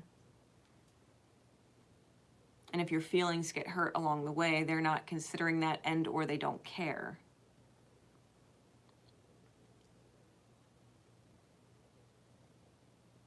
You've been through experiences with people like that.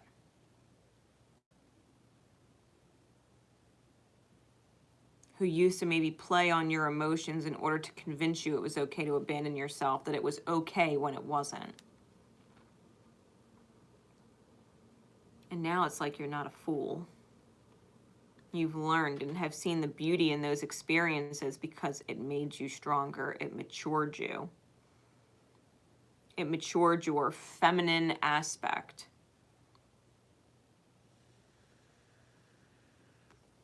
What you're manifesting is an unwillingness to receive pain.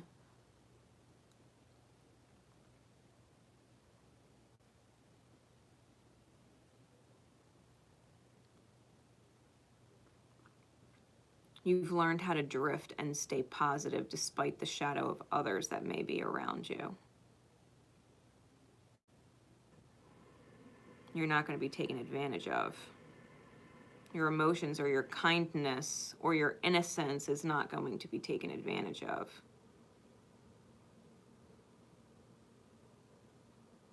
Your beauty is very real, and you're not going to have anybody tarnish it.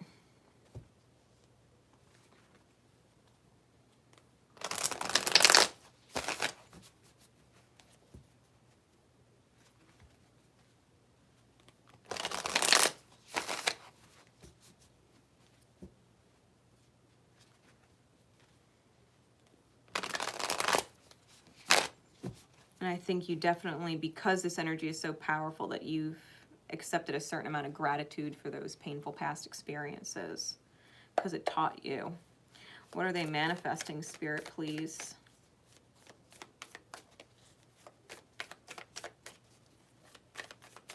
Secret code name, Adam's End.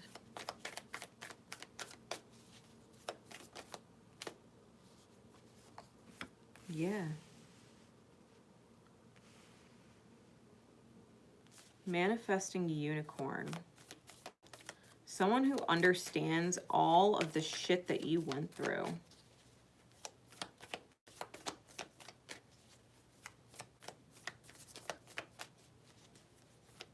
Maybe even someone who you carried the burden of their shadows for a long time, that you accepted or received their pain for a long time. And now they're very aware of all the shit you dealt with, loving them, giving them benefits of the doubt.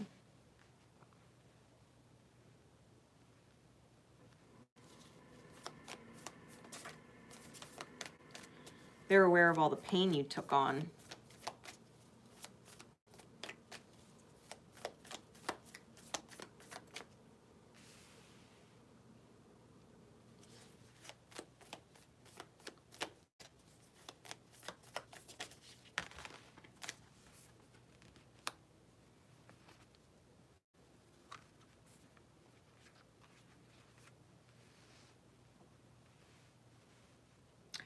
You're gonna have to find a lot of strength in yourself not to see things in black and white and miss an opportunity, because I believe that there is someone from your past that you had to let go of because you were being so emotionally drained, but you saw something in them, which is why maybe you took on all the pain you did on their behalf. And they're actually seeing the beauty of you now, the innocent heart of you that trusted despite the fact that you were being hurt. Because I'm seeing the roses as synchronicities. You're going to be given a fresh start. Ace of Pentacles is on the bottom. Wheel of Fortune, fate's turning, fate's changing on top. The wheels have turned.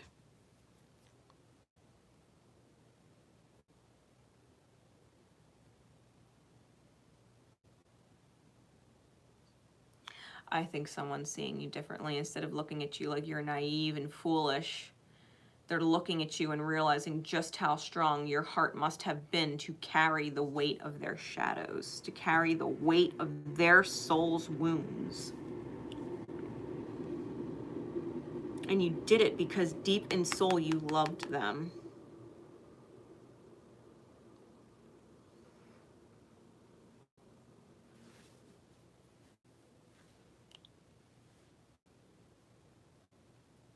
You are literally their angel. And you're going to have to be really strong remembering that. It's going to take a lot of courage to remember that. To not look back at them and remember the pain that you carried for them, because they're not bringing that pain back to you now. It's almost like they've come back and they've let that go, the wounding go, because they realized it was affecting you. It was hurting you, and that you didn't actually deserve it. So if someone's coming back from your past and they are apologizing to you, which is a huge aspect of this new moon, if they're recognizing the beauty of your soul, resist the desire to hurt them or reject their appreciation or recognition of you. Embrace it, because the love you gave shifted them. In hindsight, it shifted them. Your love was more powerful than you realized.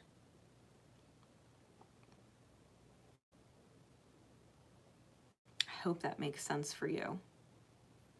Because you're getting a clean slate. You're getting a fresh start. The Four of Wands is under that. I'm talking twin flames, divine counterparts. Someone who was really confused and had to grow into the King of Cups. The King of Cups to your Queen of Cups. Someone who wants to bring joy back into your life. The Heart of Cups. And I think a part of you and your intuition knows it. It's the sun. It's the light. It's the authentic path that you had to take a break from because of shadow wounds and the betrayals, and there's justice coming in. If you can just go a little bit further, you're going to end up with a victory over heartache.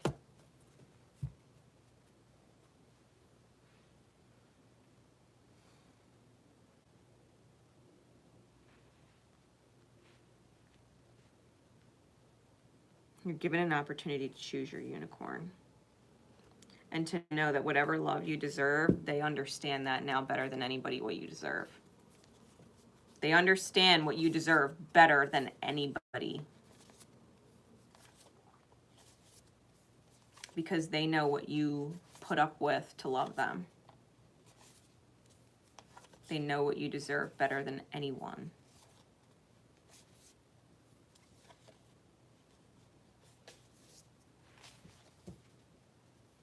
Like, you don't deserve to be hurt. And they know it better than anyone.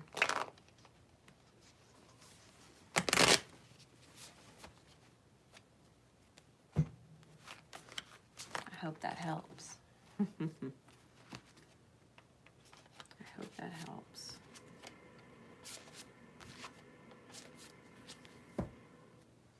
All right. Secret code name, White Rapids. Secret code name, White Rapids.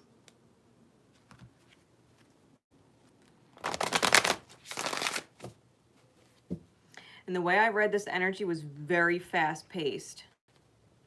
Very fast-paced. It wasn't nearly as rough like you would think rapids. It was more exciting.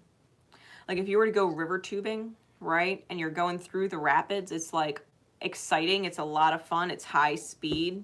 Like it's great when the river is in its lazy, slow moving parts, but it's really exciting and fun when the rapids hit and you get to move through the rapids.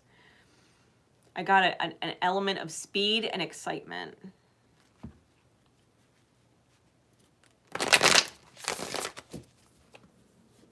So Spirit, please. Secret code of White Rapids and those who would resonate to this message. What are they manifesting with this new moon in Gemini?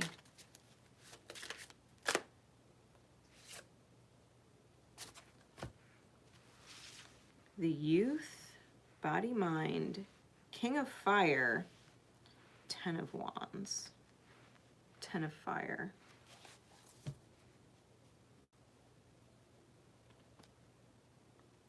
The Crone is on the bottom.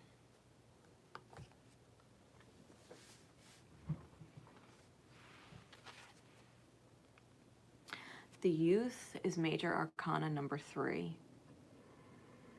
Which is typically the Empress card. We've got the 11 of Air,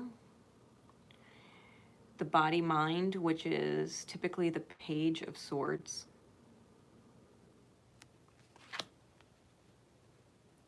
We've got the King of Fire, or the 14 of Fire, the King of Wands.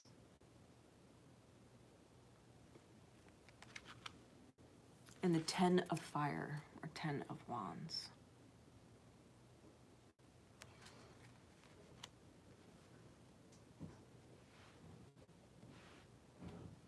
It's interesting. This is reminding me of Medusa. It's totally not Medusa, but it's reminding me of Medusa. You can see how I would say that, right?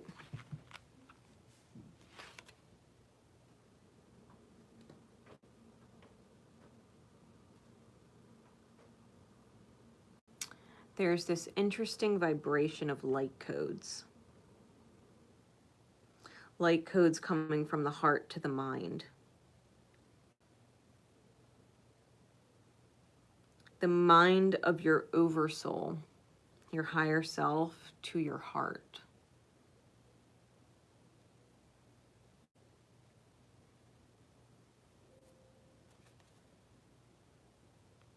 And there's 2 masks present. Like tragedy and comedy. I don't know if you can see that, the 2 masks here. One is smiling and one is frowning.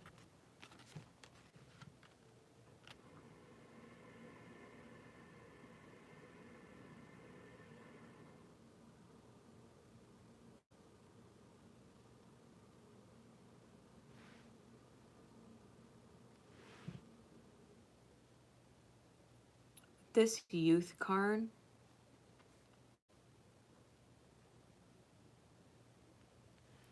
and the body-mind card.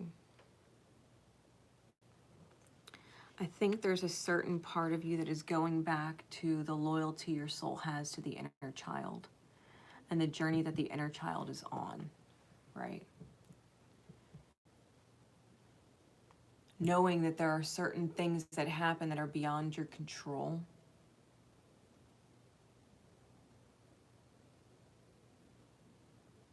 And remembering the beauty in yourself, even if others have failed to see it, recognize it, support it, nurture it, yada, yada.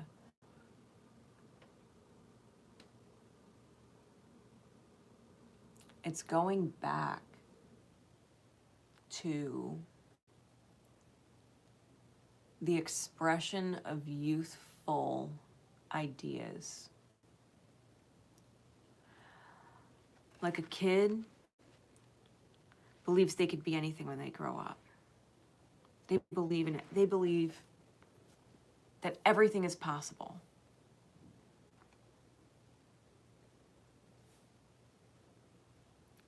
It's like going back to that energy.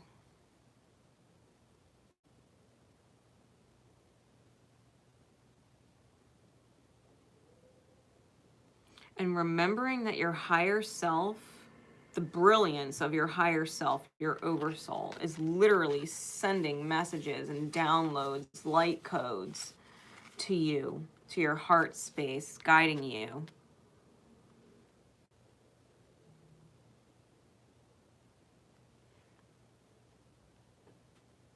Guiding you with what to do. We're definitely talking about your inner masculine energy.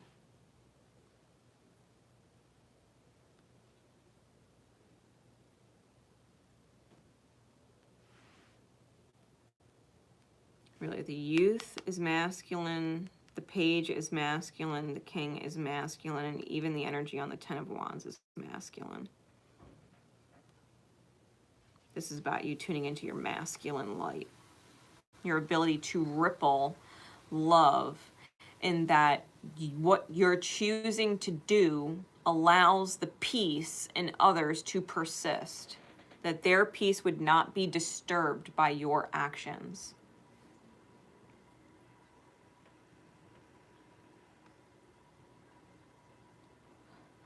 Because that's what helps your soul manifest. It's almost like the key.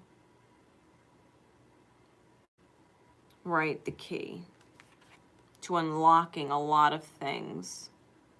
That alignment, that mastery of spirit, that you are aware that you can manifest whatever you desire,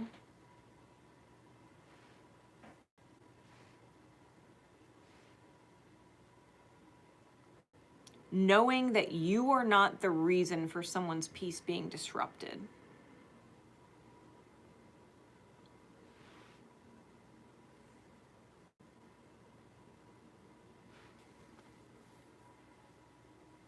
Remembering that everything is possible. And when I say everybody's peace persisting, that includes yours. Your peace persists when you prioritize your peace persisting and reflect that in the consideration of other people's peace. It's being very solution oriented.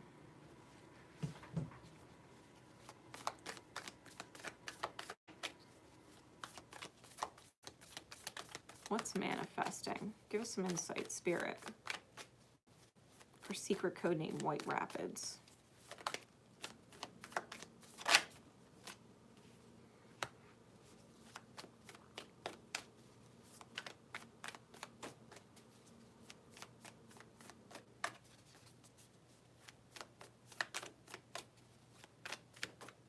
Give us some insight on what is manifesting.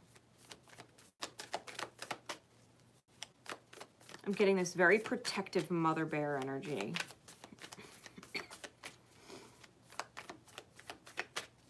And when you're in that mode, right, It's almost like being aware. When you're in that mode of protective mother bear, it's you already intrinsically know there's something to protect them from.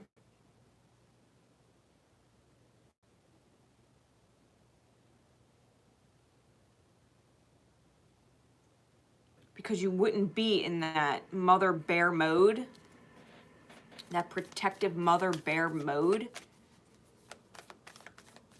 if you didn't feel threatened by them in some which way, shape, or form, energetically speaking. Now we have the Knight of Swords. We have the Page of Swords clarified by the Knight of Swords. I think you're learning when to speak up.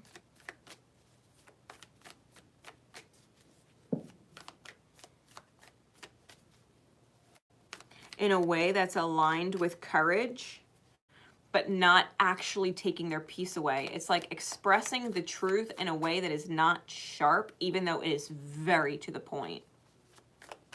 That your words wouldn't cut someone, but that they would cut whatever tie is necessary, right? It's like cutting the tie without cutting them.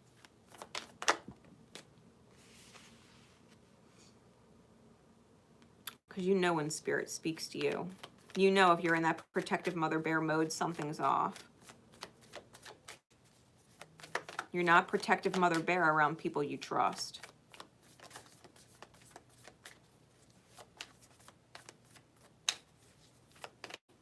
People that your soul trusts. For example, there's a huge difference between the way maybe, and I'm just using a random example, right? Because we're on this mother bear kick. It's like, you know, when you drop your kids off with your mom, they're fine. You're not protective mother bear.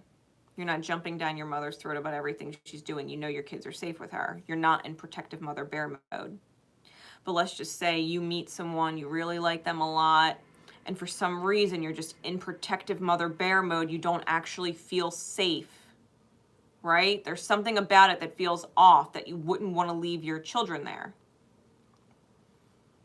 Not because they would intentionally harm your children, but because their energy or their alignment is off and they would unintentionally hurt your children. It's not alignment. If you're in protective mother bear mode and you don't trust that person, it's not alignment. Their energy's not in alignment, right? It's almost like knowing. It's knowing. Your higher self is letting you know in your heart space something's off. You don't actually trust this person. You don't trust their alignment. You don't trust their energy to not scar.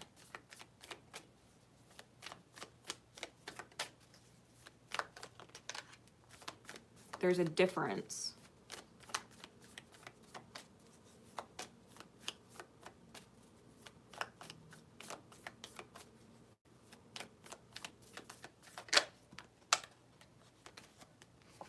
Yeah, King of Fire, again, Spirit of Wands.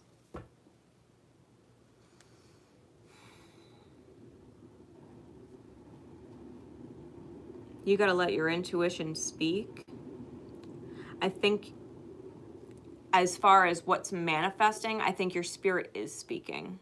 I'll put it that way. I think your spirit is speaking very loud and very clearly. And I think your ability to choose what you create by heeding that intuitive ping is what's ultimately going to master the self as far as willpower and what you create. That you could listen to that ping and get those cues and understand what they mean. That you could speak up in a way that cuts ties but doesn't cut them and move forward.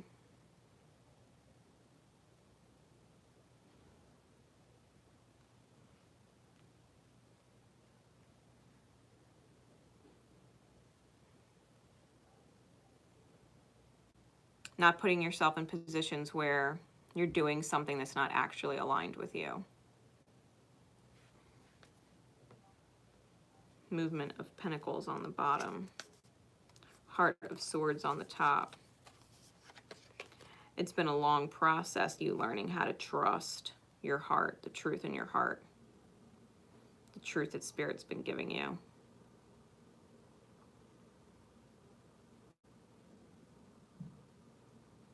Like some things might be convenient, but they're not in alignment. I think you're learning that. Just because something is convenient does not mean it's in alignment.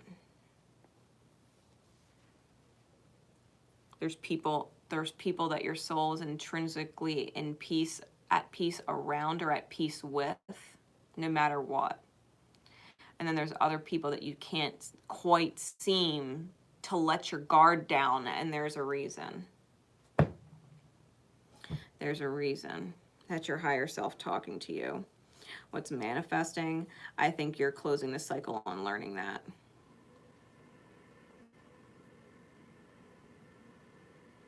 Which is what creates this really exciting, fast-paced flow energy, White Rapids. Because you're not resisting anymore. You're in flow with what your inner guidance is, which allows Spirit to move and manifest very quickly.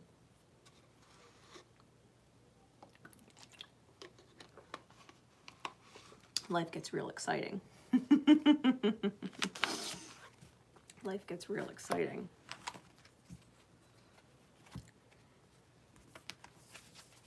So I hope that helps, because that's a really great alignment to be in. That King of Wands energy, mastering the suit of the soul. Mastering the suit of doing as you're guided, right? It's an important suit to master.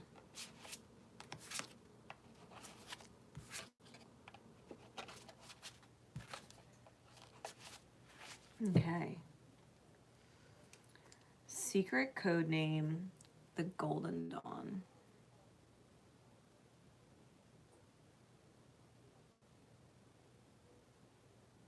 Secret code name, the Golden Dawn.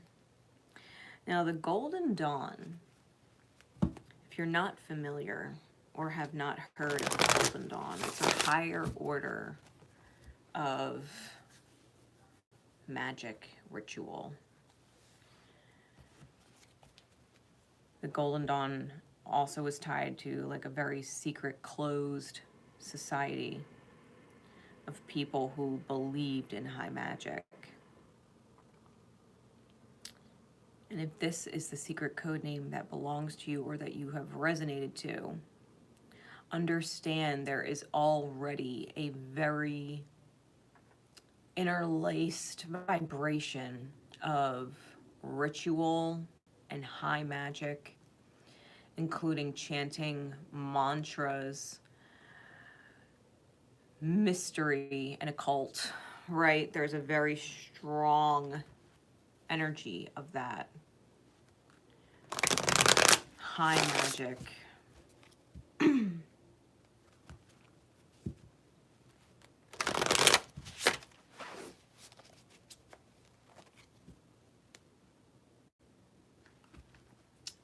Spirit, please, what are they manifesting? Secret code name, the Golden Dawn. And those who would be drawn to this message, what are they manifesting?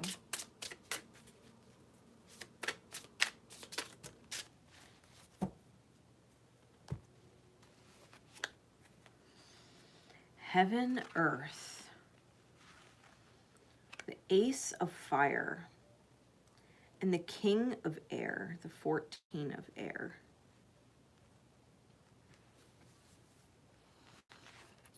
The Heaven Earth card is the 11 of Earth.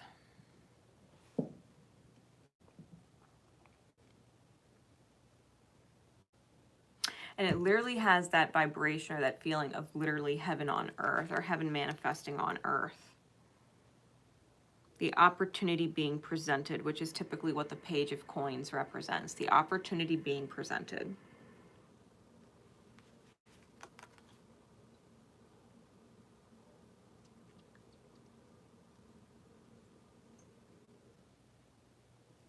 There's numbers on this card like math. 572 plus 87 equals 659. There's contracts and coins on here. I don't know if you can see that. The numbers are right here.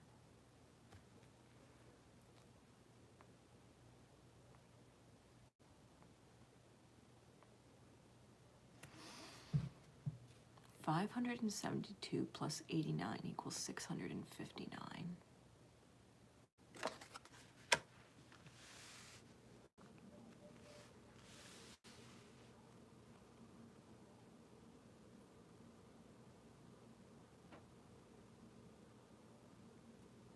Five, 7, 2 breaks down to a 14, which is a 5. Shift and momentum. Change. Plus 87, which is 15, breaks down to a 6, which is the vibration of unconditional love. 5 plus 6.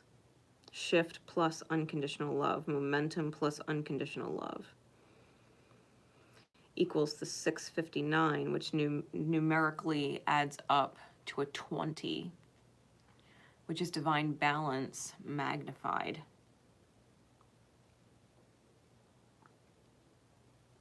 Huge shifts are coming that's going to balance things. And I think it's contracted. I think it comes with a lot of stability.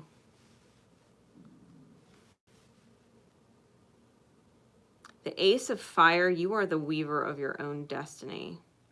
There's spider energy on the card. Spiders are the weavers. They weave their own destiny. They write it. Think of Charlotte's Web. Humble, radiant are different words that she wrote in her web. And it manifested in the experience.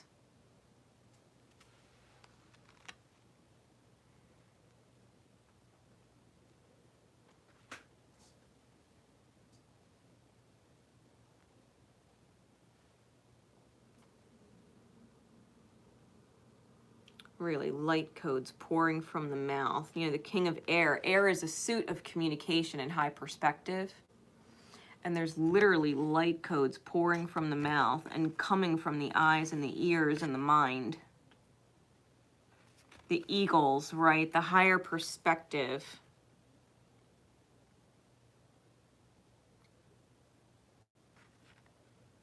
I think you're hearing messages from spirit. I think you're hearing messages from your archangels, like Archangel Michael, who is sometimes symbolically linked to the eagle. I think you're getting all of the light code downloads. I think you're getting all of that higher information, and you're allowing it to come out with your words.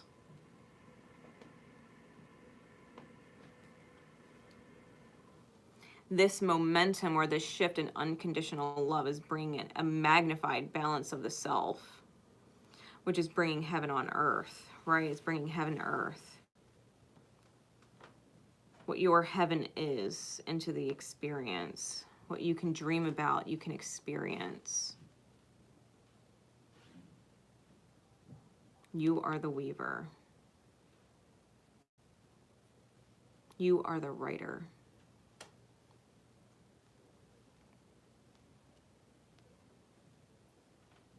And you're allowing that to come out into the reality.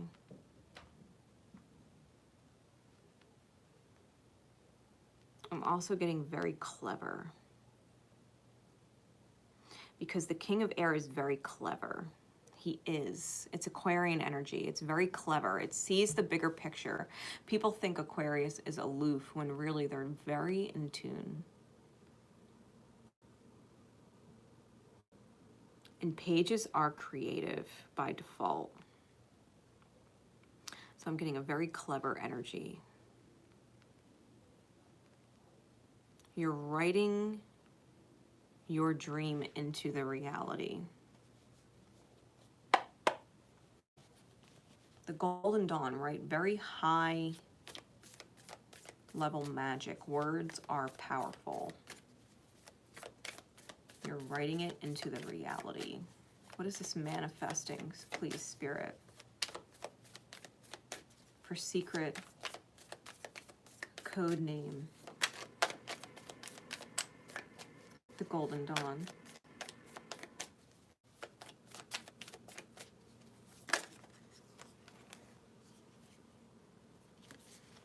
Yeah, these are heart over head decisions. This is letting the heart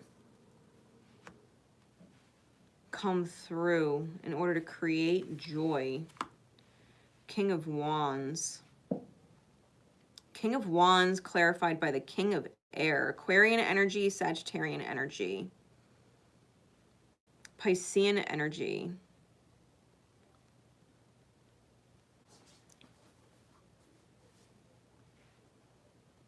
The joy or light of Cancerian energy.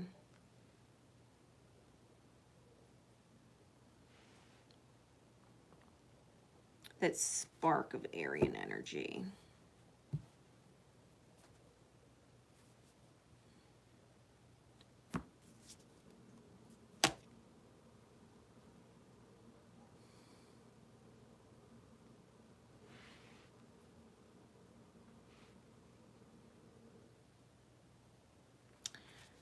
Really. I think the underlying issue is that maybe you were lying to yourself or betraying yourself in the past by not rippling and thinking it was hard to communicate.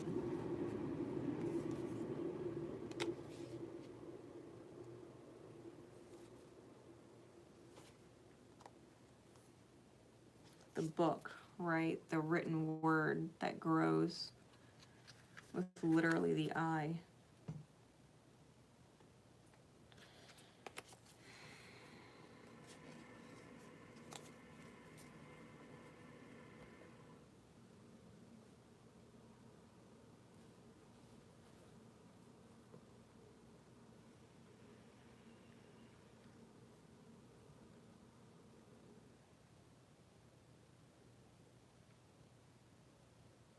I think you're creating joy.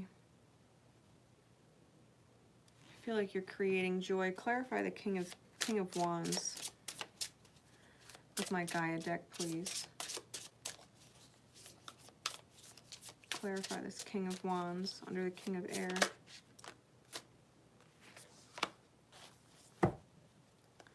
The Eight of Air. I think you're very aware of the truth that helps you rise in the mind, the truth that you accept as truth in the mind that helps you rise, and the truth that you accept in the mind that hurts you. The power of the words. I think you're being very, very conscious of what you're choosing to say and what you're choosing to communicate and or write. I think you know what words benefit your manifestation and which ones don't. That you would not utter them, write them into existence. Because if it's a painful thought, why give it power by bringing it into the reality? By writing it or speaking it aloud. It's like refusing to give that energy power.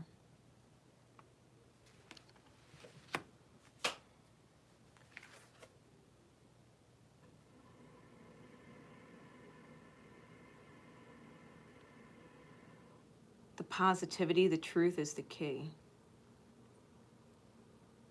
He's literally got two keys hanging over his belt on the side of the sword that's facing upright. The truth that raises.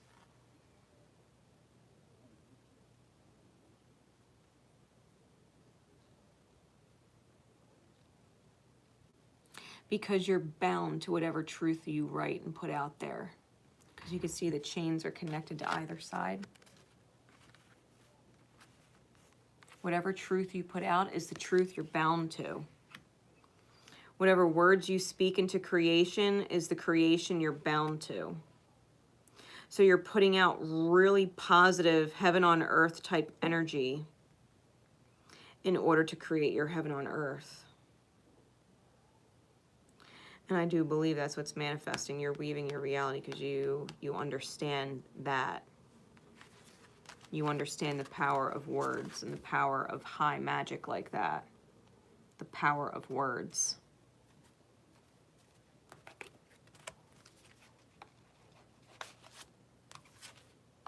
Which is a lot of what high magic is.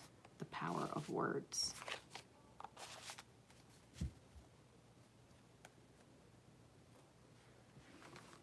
Speaking a certain way. What's written a certain way.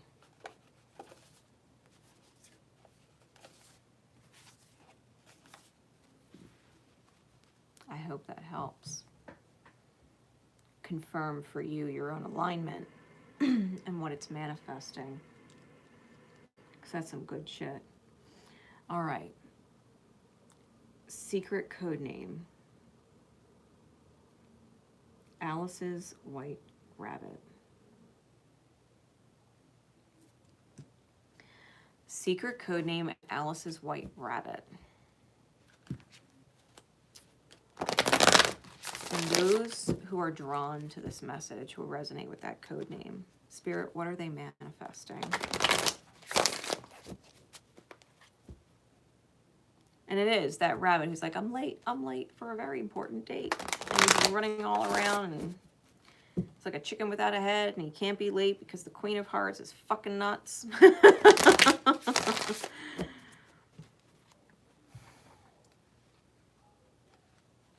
Alice's White Rabbit. And yet he's her guide. You know what I mean? Like she follows him the whole way. So Spirit, what are they manifesting with this new moon in Gemini? Secret code name Alice's White Rabbit.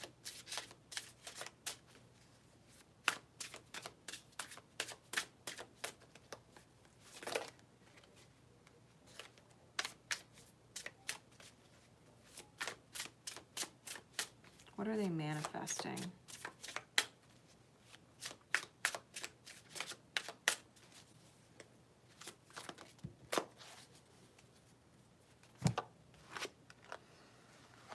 The Youth in reverse and the Ace of Air in the reverse.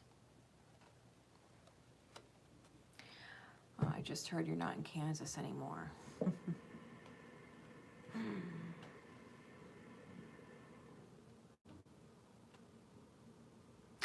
I'm hearing that there's a lot for you to discern through. A lot for you to discern through.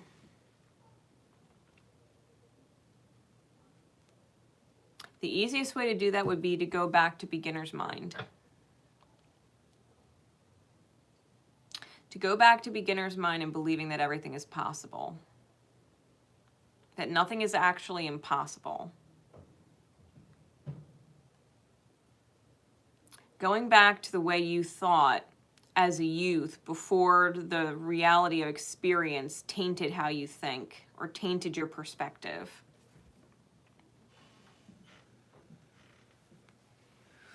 Made you question things, made you doubt things, discouraged you.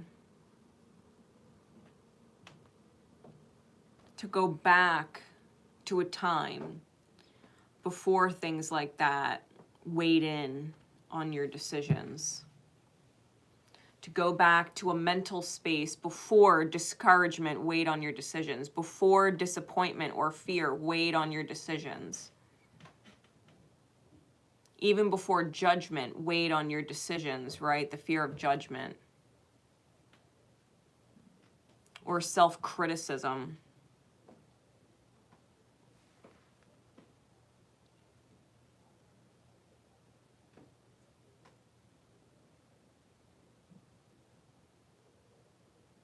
To let the truth out. Like children say the darndest things.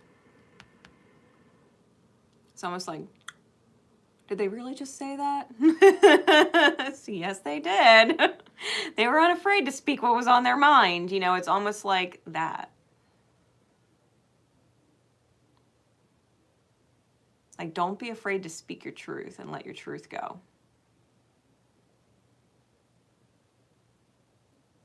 Don't be afraid of what others are going to say or what others are going to think.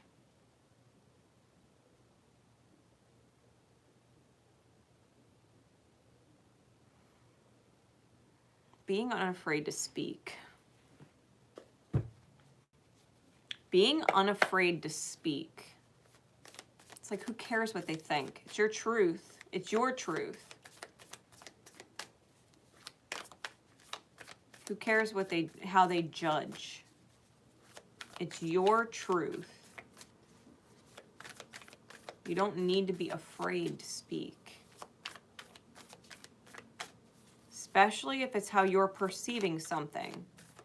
Like, there's a reason why you would be nudged to speak it and override the fear or the, of judgment or whatever. That you would silence yourself instead of speaking it. The perspective needs to be heard. Like, a kid might go up to someone and say, oh my God, they're so fat. You know what I mean? And say it loud enough for a person to hear. You know what I mean? But at the end of the day, maybe that person needs to fucking hear it. Like, dude, you're out of shape. Like, hardcore. To where a kid is noticing it and saying some shit out loud. Like, unfiltered.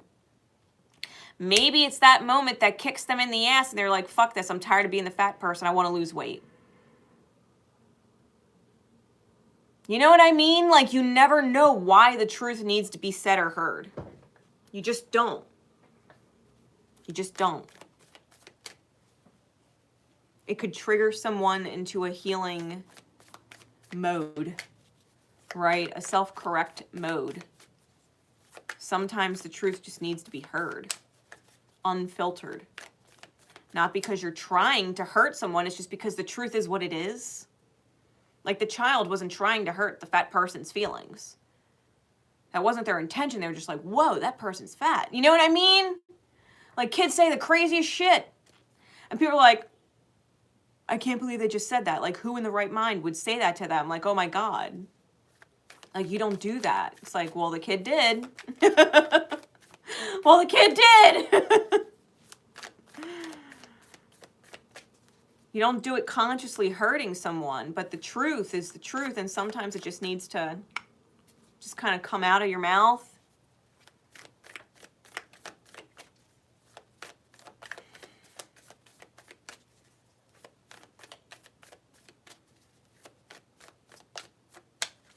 I am not by any means telling you to go around and letting every fat person know that they're fat. Like, that is not what I'm promoting. Okay? Just to be clear with people. It's not nice. There's better ways to say that if you're aware.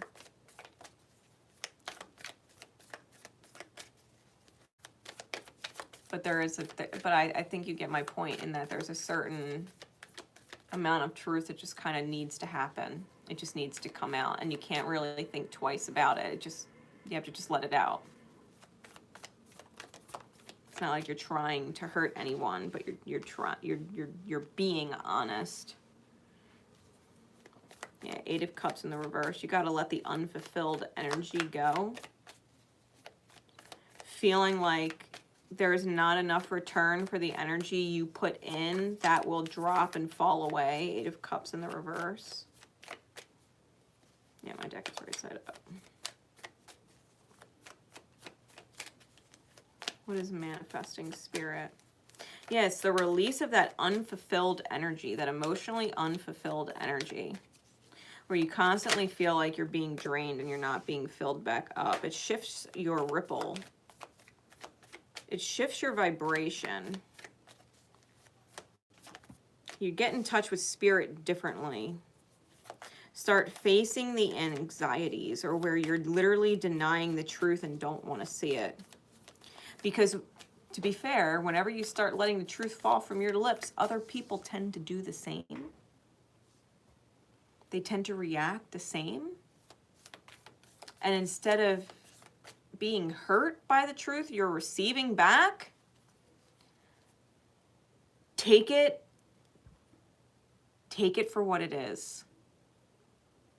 The fact that someone is perceiving you a certain way. and allow it to be like constructive criticism. To not take offense, but to take it as constructive criticism. Because in a sense, if you just let the truth fall from your mouth, it's not because you're trying to hurt them, it's because it's the truth, and you're trying to offer constructive criticism and don't necessarily know how to say it, so it's just coming out. But it's supposed to be constructive, right? It's constructive criticism. Take the truth from others the same way. If someone is just having truth spill out of their mouth and their intention is not to hurt you, but you can't help the fact that it's painful to hear it, take it as constructive criticism, not personal, right? Take it as constructive criticism. Sometimes people don't have the right words to express what they're thinking, feeling, or to get the point across. People just don't have the words. Don't judge them or hold them at fault for that. Just be like, okay, they didn't know how to say that better. And go within, go into your shell and find the truth and wisdom in that. Right, tortoise energy, owl energy, holding the key energy. Taking the steps to heal it. If that is literally how you're being perceived and you don't like that you're being perceived that way, there's a reason why you're being perceived that way, and you can shift it. You can shift it because your actions are what sparked that perception of you. If you shift your actions, you can no longer be perceived the same way. Yeah, it takes patience and it takes steps. But you will get there, right? Moving into a calmer mindset. You will feel better about yourself because you're aware that you have addressed the little nuances that needed to be addressed. Like 99% is not 100. If you can improve somewhere, allow yourself to improve there. I think what you're manifesting is a whole lot of truth. Possibly dredging up things that wounded you in your youth.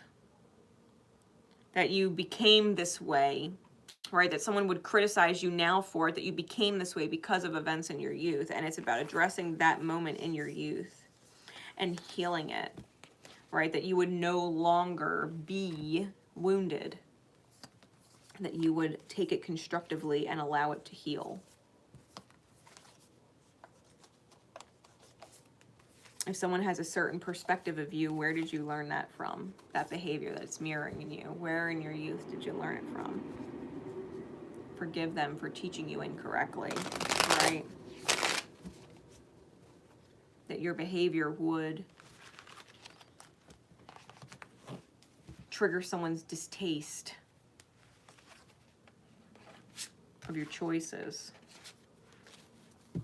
Someone that you would never want to hurt, that wouldn't ever actually want to hurt you. Right? We're not talking about taking constructive criticism from people that are maliciously out to hurt you. We're talking about people who love you, that never would intend to hurt you, but that their words are sharp, right? Yeah, I'm still alive. I hope that makes sense. Like, don't let your head get lost in a tizzy, right? If you think about the secret code name Alice's White Rabbit and that message, like, don't feel rushed. Know that the journey is a roller coaster, because Alice goes through a gamut of emotions. She's happy, she's in joy, she meets beautiful people, and she also goes through really sad moments where she feels lost, where she doesn't know who she is or where she's going or how to get home to herself, and yet she gets home to herself. And the Queen of Hearts is like, off with your head, off with the ego. She's the Queen of Heart. Off with the ego, off with the head, right? And the White Rabbit brought you there. Ultimately, the White Rabbit brought you there. It's addressing your ego. Whatever you're manifesting with this new moon in Gemini, it's addressing your ego so that the ego can be released. The wounding in the mind. The wounding in the mind is being addressed. All right, so embrace it, right? Don't be upset, because by the time Alice is done and she is back home to herself, she's a shifted, changed person after coming out of that experience. realized it was just a dream. It was just a dream. Or an acid trip, depending on what how you view Alice in Wonderland.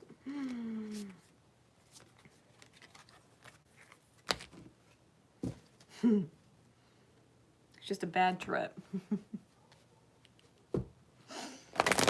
Had its moments.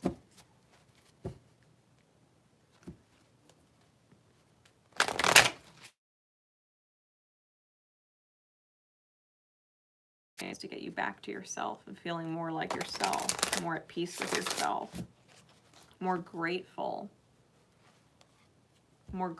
for the people in your life.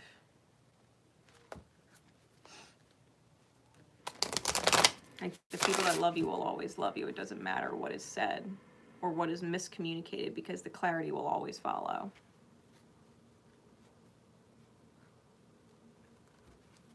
The healing will always follow.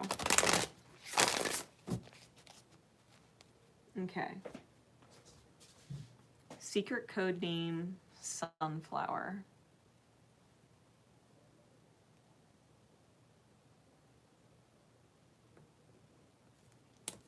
Secret code name, Sunflower.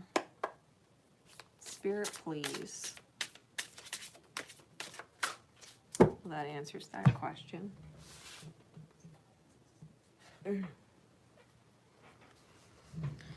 The Seven of Water.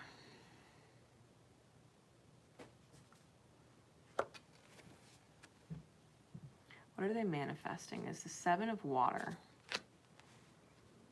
This new moon in Gemini, I'm getting strong Piscean energy.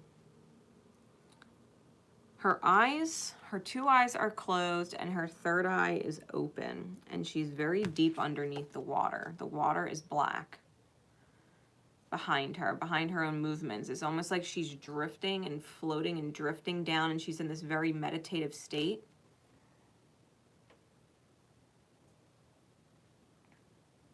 It's like she's sinking deeper and deeper and deeper, and yet she's very much at peace with it. She's aware that she's letting herself sink to the bottom.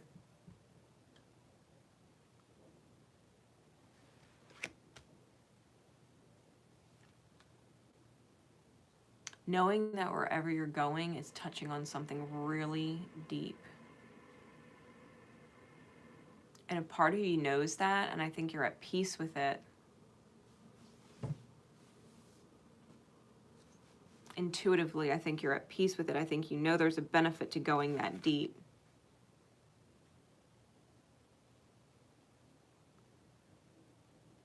It's almost like you're prepared to dance in your darkness.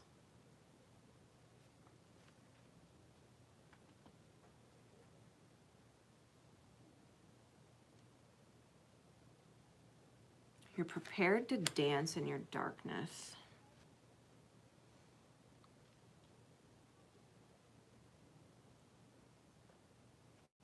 To use your soul song to move through the unknown, despite the seeming pressure.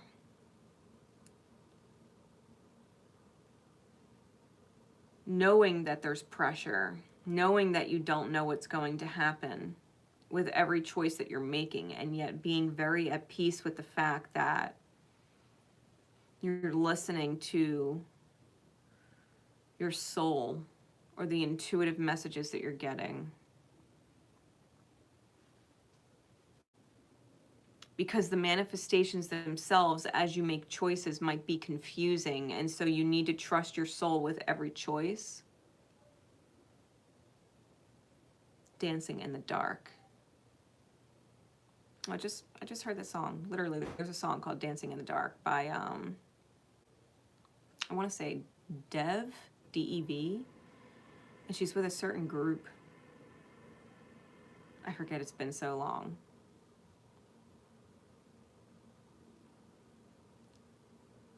Dancing in the dark.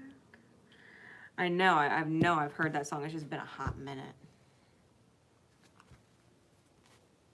by the same girl that says like a G6.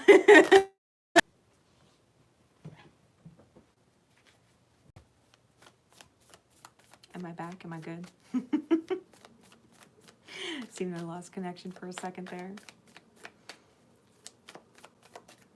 Secret code name sunflower. What are they manifesting?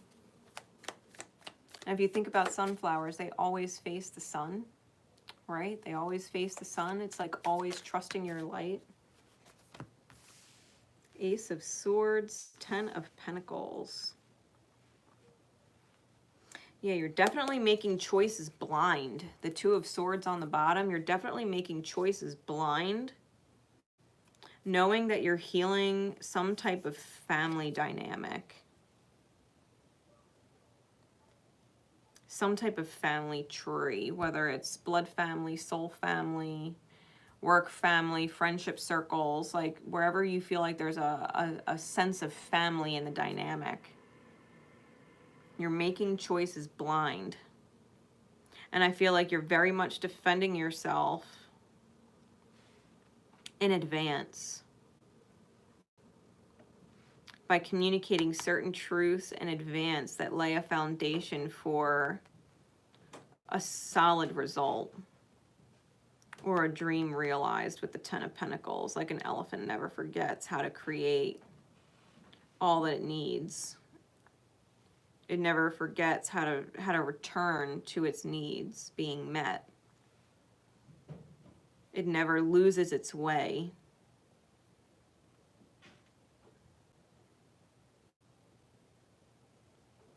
I think if you are guided to make a certain choice, that you know you don't actually need to defend yourself to you. You know why you made the choice. Your intuition, your spirit, your higher self guided you that way. But other people might not understand it, which is why you might feel triggered to defend yourself. But I think that you know in truth that you don't need to defend yourself. You don't actually need to offer explanation. If you do, it's because the harsh truth needs to be spoken.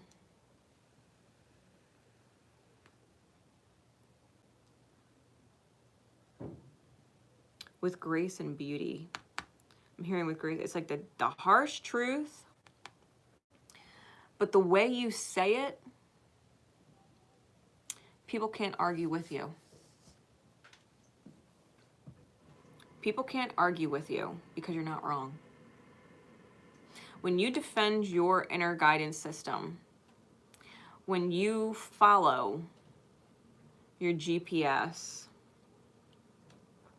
because you know what you want to create, you know the vision that you hold, that you want to see realized in the reality. Especially if the family dynamic is weak or it's not flourishing or as beautiful as it could be, you're holding the vision of its beautiful fullness and you're letting yourself act accordingly. You're not losing sight of that vision. And so the truth of your actions really can't be argued with. And if people are asking you to explain yourself, once you do, it shuts them up. It shuts them up. Because people know the truth when they hear it and they can't argue with it, or they literally feel stupid. And they know that you're reading their energy like you're foolish. If you think I'm going to believe that, you're foolish. If you think you can lie to me and I'm going to believe it, you're foolish. And it makes them feel foolish.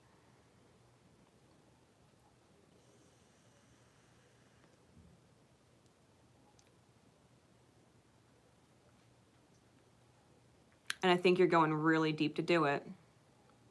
I think you're allowing yourself to be vulnerable in the unknown, knowing that you're going to get out of it just fine, that you're going to be through it just fine, that you will reemerge at some point just fine.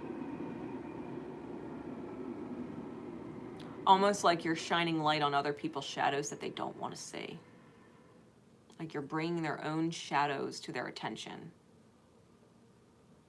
when they ask you to explain yourself. It's almost like literally putting their shadow on the table and saying, look at it.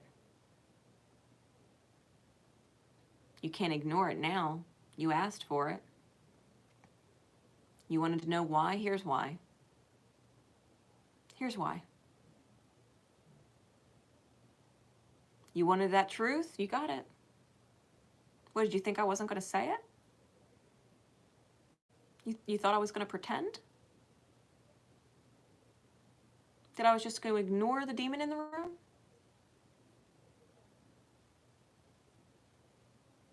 We can call spades spades. A part of them wanted to face their shadow.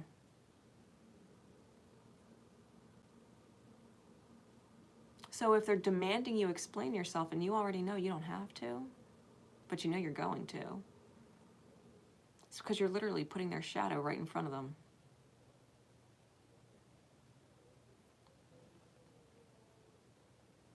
And that, addressing the shadows in others, bringing it to the light,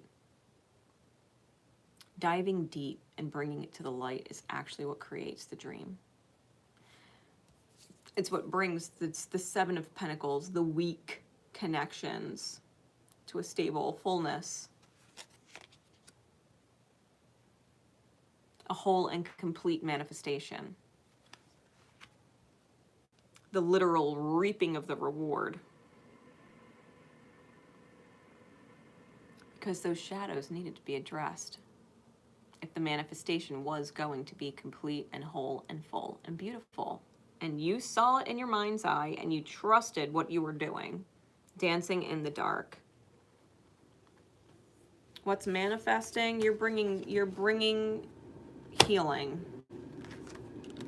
You're bringing major healing to people around you, because the people around you are what's going to heal and create the vision that you have. You know, those visions that we have of everybody happy, everybody together, everybody supportive of each other, you know, nobody trying to hurt each other, nobody unintentionally hurting each other. You know, it's like you want that dream where everybody's just happy, where everybody's just safe and secure and nobody's relationship is at risk of falling apart, you know, in the family dynamic of whatever that is. Like, you're holding a vision of everybody happy, which means the shadows have to disappear, you know, the pests that would eat away at the beauty of the tree need to disappear. So you're keeping your face to the sun, you're keeping your face to the light, and you're letting yourself go deep. You're letting yourself go deep.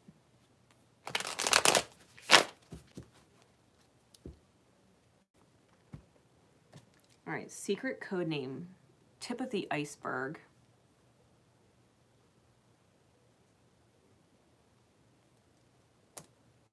Secret code name, tip of the iceberg. We all know icebergs, right? Little mountain of ice on top, huge chunk of ice underneath. This is the tip of the iceberg. What's manifesting, Spirit? What's manifesting? For secret code name, tip of the iceberg, and those who would be drawn to this message and resonate to this message. Secret code name, tip of the iceberg.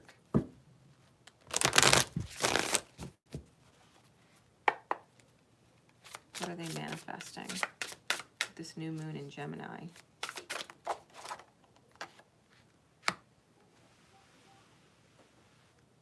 The Six of Air. King of Fire on the bottom. Eight of Fire on top. The Six of Air. Look at the duality in this card.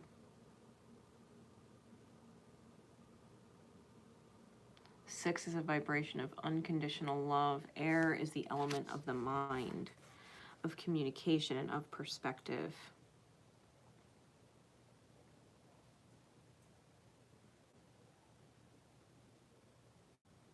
She's holding a black and white caduce,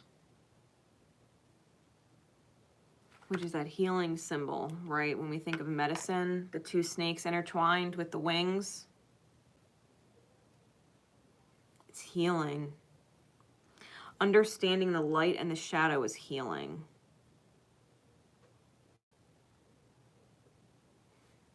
Six of Swords is typically a card about moving into calmer waters or a calmer state of mind. I think you understand the balance of shadow and light within your own self. When you feel called to heal and when you feel called to trigger, because the trigger in and of itself is also healing, right? Even though it's shadow, it's also healing. It's also an element of healing. I think you're very aware of the duality of your being. And I think you're getting a lot of divine downloads, and I think you're putting out a lot of higher perspective in your actions. I think you're acting from a higher perspective.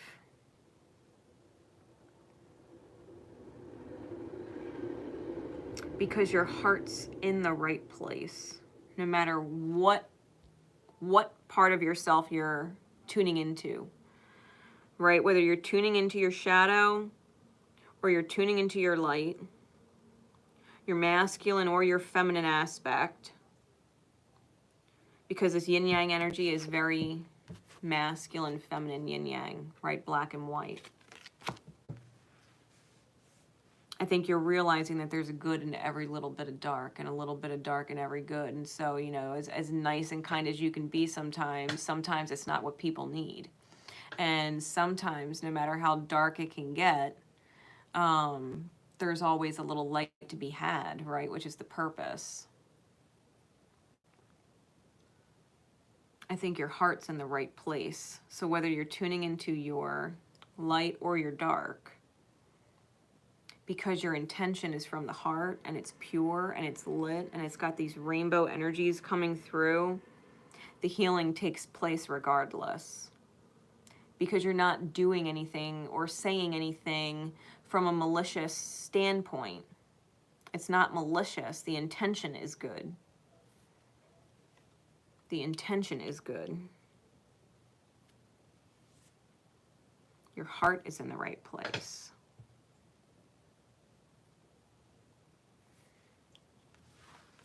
And I think you're becoming okay with that. Like, not everybody's going to like what you have to say, and not everybody's going to like what you do. But if you're doing it for the right reasons or saying it for the right reasons, and you know that, then you can trust it's going to be okay. And it will be.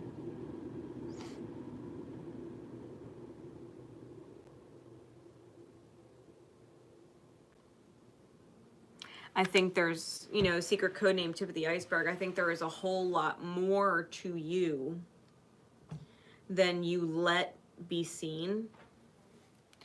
And this is about acknowledging the magnitude of your whole self.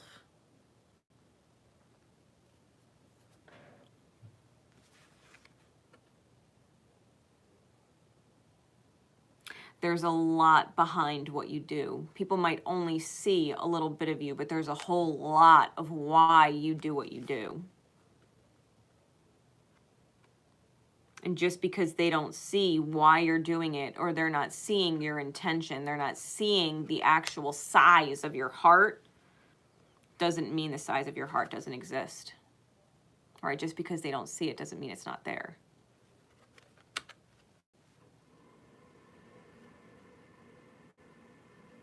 What are they manifesting, Spirit? What's manifesting from this energy with the new moon in Gemini?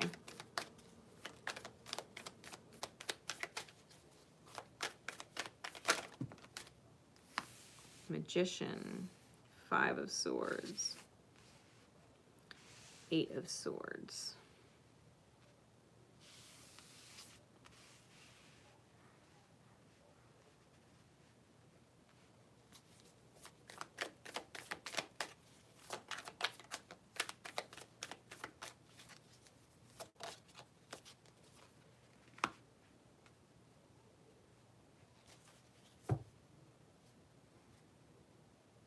Ten of Cups on the bottom. Three of Wands on the top. The journey to bliss. That is the point. The journey to bliss. Now we've got the Magician with the Five of Swords and the sideways Eight of Swords. It's almost like seeing the beauty in the rose with the thorns. You can't just pull and pluck the rose.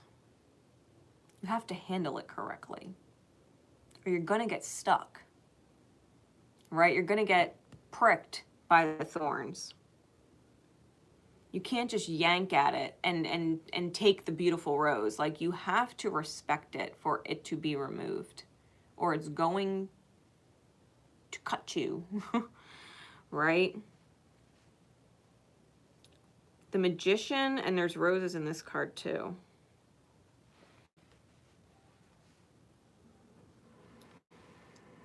The Magician is about communication and the magic that we have and what we can create with our mind's eye, right? The Five of Swords is usually about arguments. Knowing that what you're saying could spark an argument, right? Literally knowing what you're saying could spark an argument, because people can't just yank at the beauty of you and claim it. Your beauty, I want it, I'm taking it. It's like, slow the fuck down. I don't mind giving you my beauty, but you can handle me correctly. You can treat me correctly. You can respect me correctly. Or I'm gonna fucking prick the shit out of you. Right? I'll make you pull your hand away real quick and let go.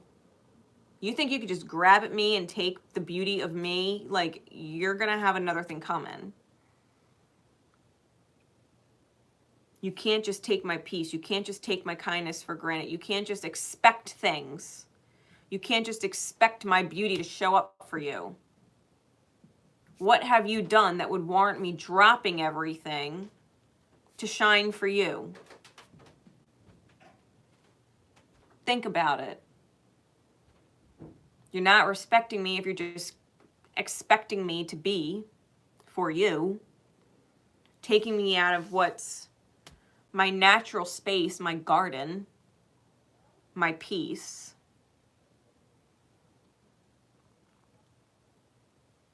I think you're realizing the value of having thorns. Especially when it comes to sacred soulmates you're connected to in heart. They can't just abuse you. Abuse you, use you, expect things from you. You're a rose. You're meant to be pulled. Bitch, I'm meant to be beautiful.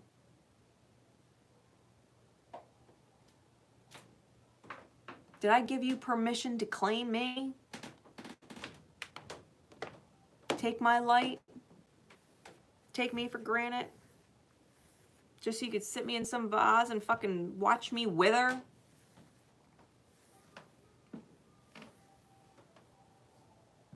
If you loved me and respected me, you would let me be and let me grow beautifully the way I am.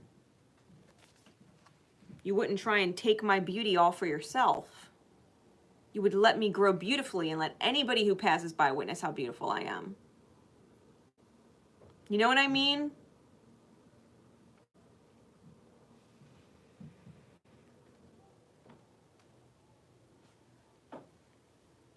And getting in arguments with people, because it's almost like they expect you to prioritize them over others that you care about just the same. Like, you might love them in different ways, but the different ways are of equal weight. It's like you might love them because they're your divine counterpart, but you love your children just as much. You wouldn't want to choose one over the other. You love them differently, but the love is equal weight. It's like someone demanding that they're more valuable than the other people you love, that they would have you prove it. By taking your beauty and claiming it, it's mine. It's mine. I decide. who gets to see this beauty and who doesn't. Because I'm going to go take it back with me and put it in a vase. And only the people that I invite over can see how beautiful it is. When you have a lot of beauty that's meant to be witnessed by a lot of people, more than just that one person, and you're like, excuse me,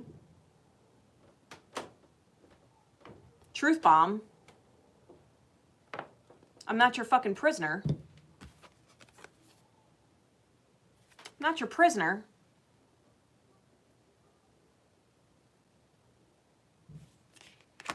You don't tell me what to do.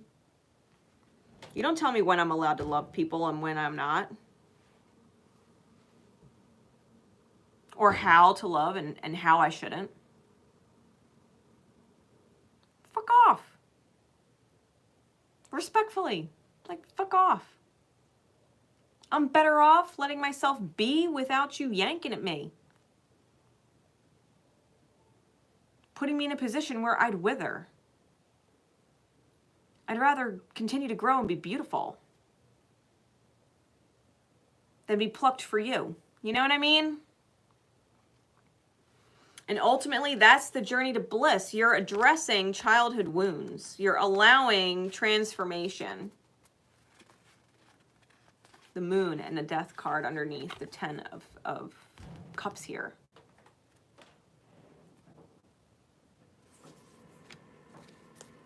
You're shooting for joy, not sadness, and you know it. You're not going to miss opportunities.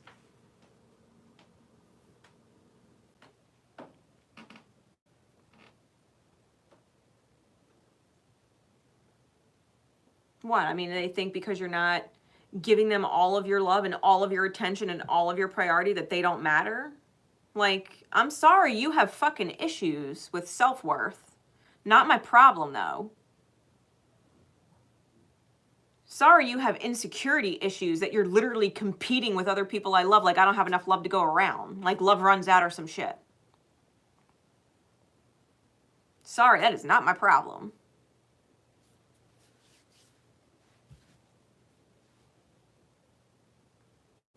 Your wounds are not my problem. It's essentially the vibration of what you're manifesting from. Someone else's wounds are not your problem.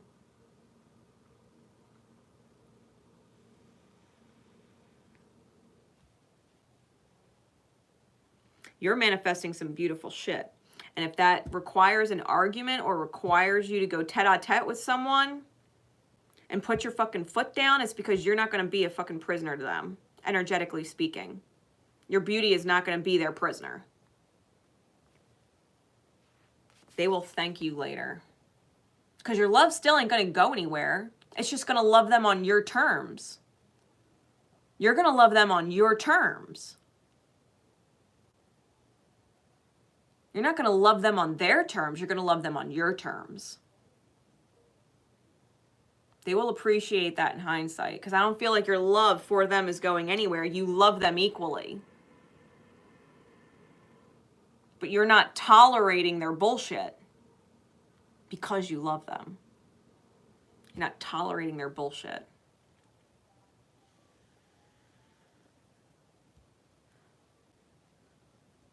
And it's pushing them to improve. It's pushing them to let wounds go. It's pushing them to heal their shadow. It's pushing them to transform. Like, listen, I don't love you any less.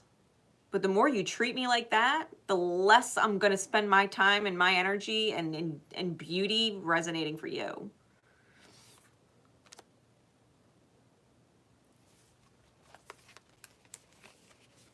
I think you know someone needs to make an effort and it's going to require fucking miracles. And it's only a matter of time before their light shines. It's only a matter of time. But you need to take breaks when you need to take breaks because you need to remain full instead of drained. Right? You need to remain full instead of drained.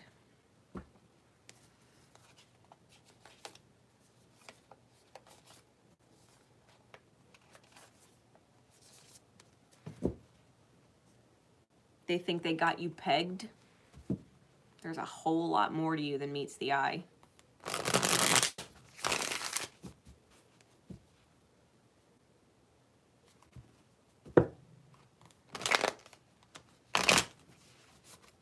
whole lot more to you than meets the eye. They don't have you pegged. They don't have you pegged. You know you don't fucking need that shit. They think you do. They could try and convince you that you do, but you don't. You've got to draw that hard line. Like, I'm sorry. This is the line that I've drawn. It's called a healthy boundary. And I'm standing on this side of it. And there ain't no way you're going to get me to cross my healthy boundary. No way. No way. King of Fire on the bottom, that's some determined shit.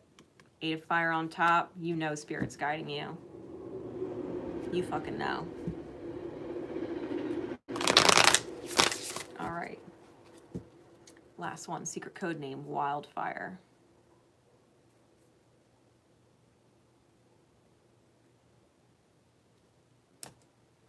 Secret code name, Wildfire. And those who would resonate or be drawn to this message.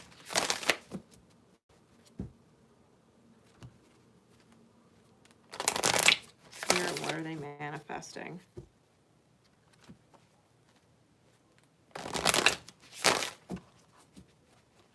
Secret code name, Wildfire.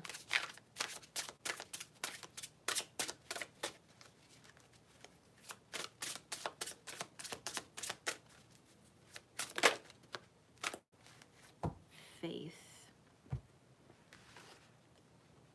And the Hero in reverse.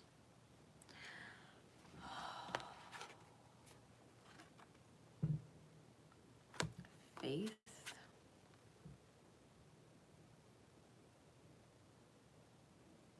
Card number 24.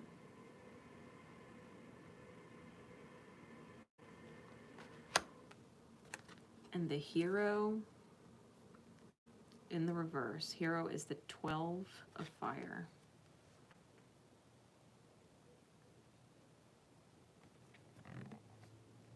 All right.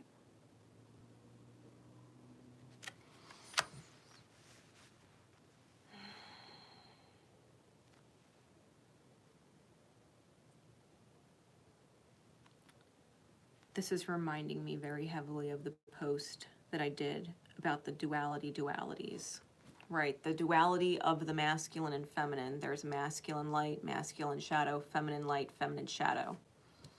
The duality of dualities. Pro-war, anti-war, pro-peace, and anti-peace. The Hero is the energetic vibration of the masculine light.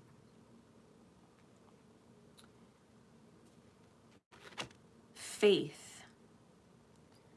is the vibration of the feminine light. The masculine light is what's being let go of for the time because the feminine light is being called on. This is not about you being someone's hero. This is about you having faith that they can be their own. Because you are your own.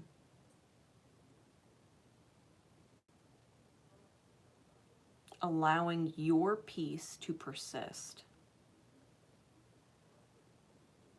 That you would not have your peace disturbed.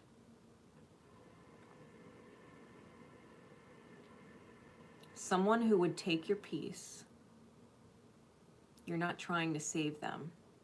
You are not their hero. This is about holding faith, faith in trust and trust in faith.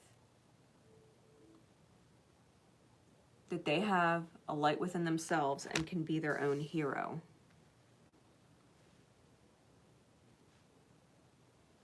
This is where you refuse to partake in their inner war. If they have an issue giving love or they have an issue receiving love, that is a battle that they need to fight and win within themselves. They have to realize that they get love when they give love and that they're worthy of receiving love. That they don't have to expect things falling apart. That they don't have to expect the worst all the time. That sometimes miracles happen and life is fucking great and the rug's not going to get pulled out from under you. Sometimes life is truly beautiful. They need to find that belief. To expect peace, to expect happiness instead of expecting pain. They need to learn this lesson on their own.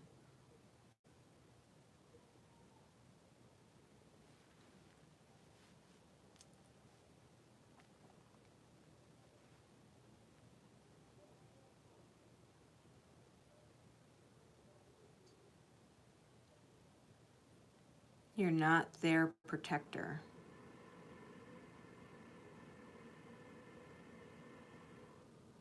You're not meant to be their hero.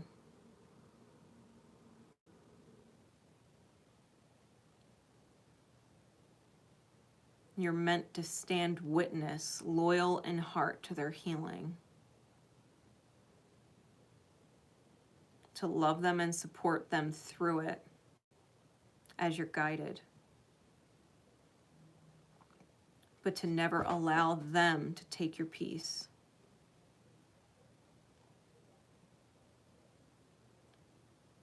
That their problems would become disturbing for you to witness and or listen to.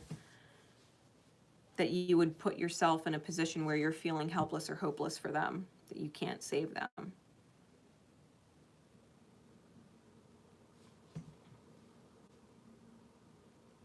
It's about knowing when to step back and let the love you have already been guided to give be enough in whatever moment.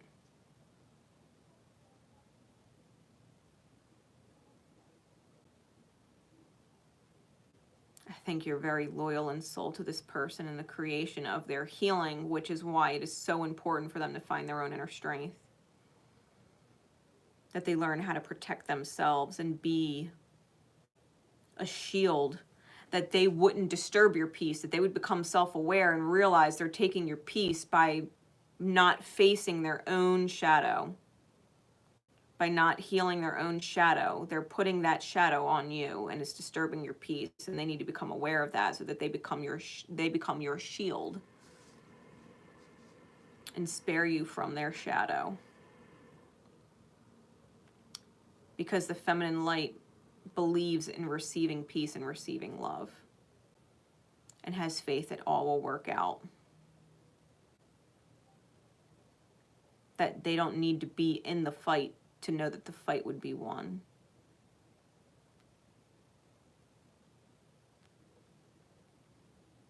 You're not playing with their shadows, right? You're not playing with their demons. You're not being taunted or tempted into that.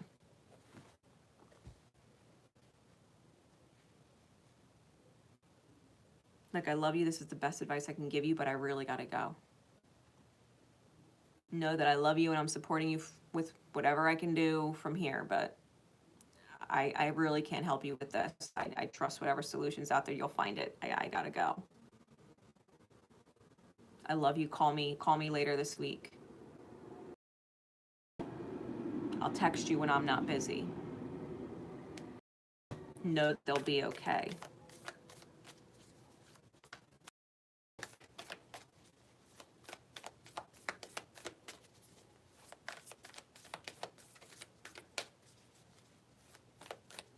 What's manifesting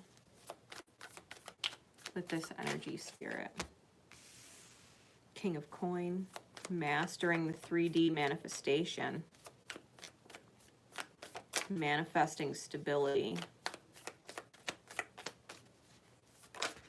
Master Creator. Seeing the future as it is and knowing it would be a burden and that it has to be released. The monkey mind in order for justice to be had, for things to be balanced.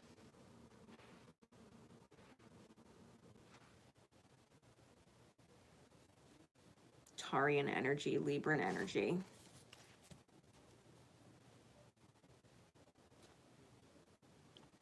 You already know someone's carrying a lot of burdens and they're amongst this. It's allowing them to be heavy.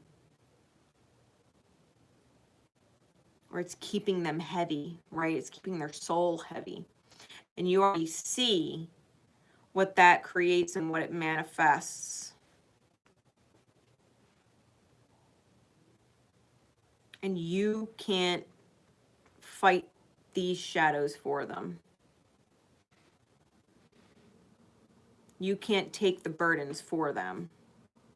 You can only share equal burden, and that's not what you want. That would mean your peace is being taken away and makes you heavy. And you're seeing things from a higher perspective. Spirit of Swords, King of Swords, and that's ultimately where whoever you're dealing with will end up seeing things from the higher perspective. The truth will set them free. Yeah, the truth will set them free. They'll speak the harsh truth if they have to. Because they're King of Cups, they're going to mature emotionally because you're in a mature emotional place. You're in a matured emotional place. Really, 3 kings, 3 masteries of the self. Yeah, the truth, the harsh truth fucking heals. Sometimes they just gotta fucking say it. They gotta listen to their spirit, their inner guidance, and they gotta stop feeling like they're anchored or that their hands are tied and allow divine miracle to take place. Because that creates the dream. Communicating things that they feel have betrayed their peace. Resurrection of family issues coming up. Arguments that they're going to be going through. Ultimately allows their ripple to shift. It allows them to spark. They have to address it. I know you already know. You already know who their problem is. You already know what needs to be said to that person who's their problem. Like, you already know all of that shit. But you putting that on them or pressuring them to do that or doing it yourself despite them because they're not doing it, so I'm going to do it. That's not actually going to solve it.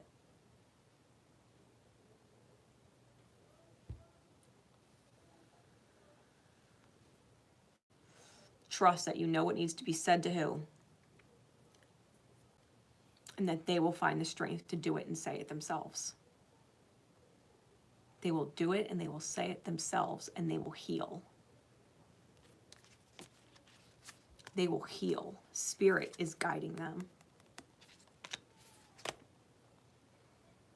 There's a whole lot of mastery going on.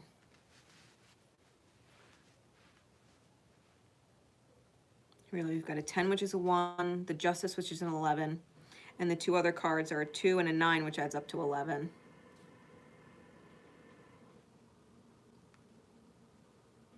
And a whole lot of kings. Really, aces on the bottom, another 1. So listen, it's all good. Trust and have faith. Trust and have faith. Continue to love them through it as you're guided. Let them fight this battle. You're not their hero. You're not their savior. They need to be that for themselves. They need to be that for themselves. They need to let that spark that you've given them turn into a roaring wildfire. You are the spark. Let them roar.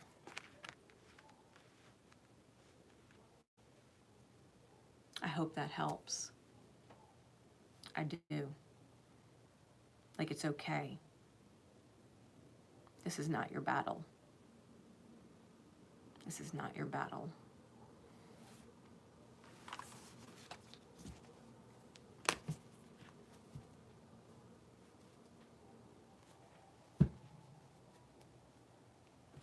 So until next time, guys, I hope that these readings have served you well. I hope that they have served you well. I will have timestamps in the description in a bit for the replay. Until next time, remember, always love each other, and most importantly, love yourselves. Bye, everybody.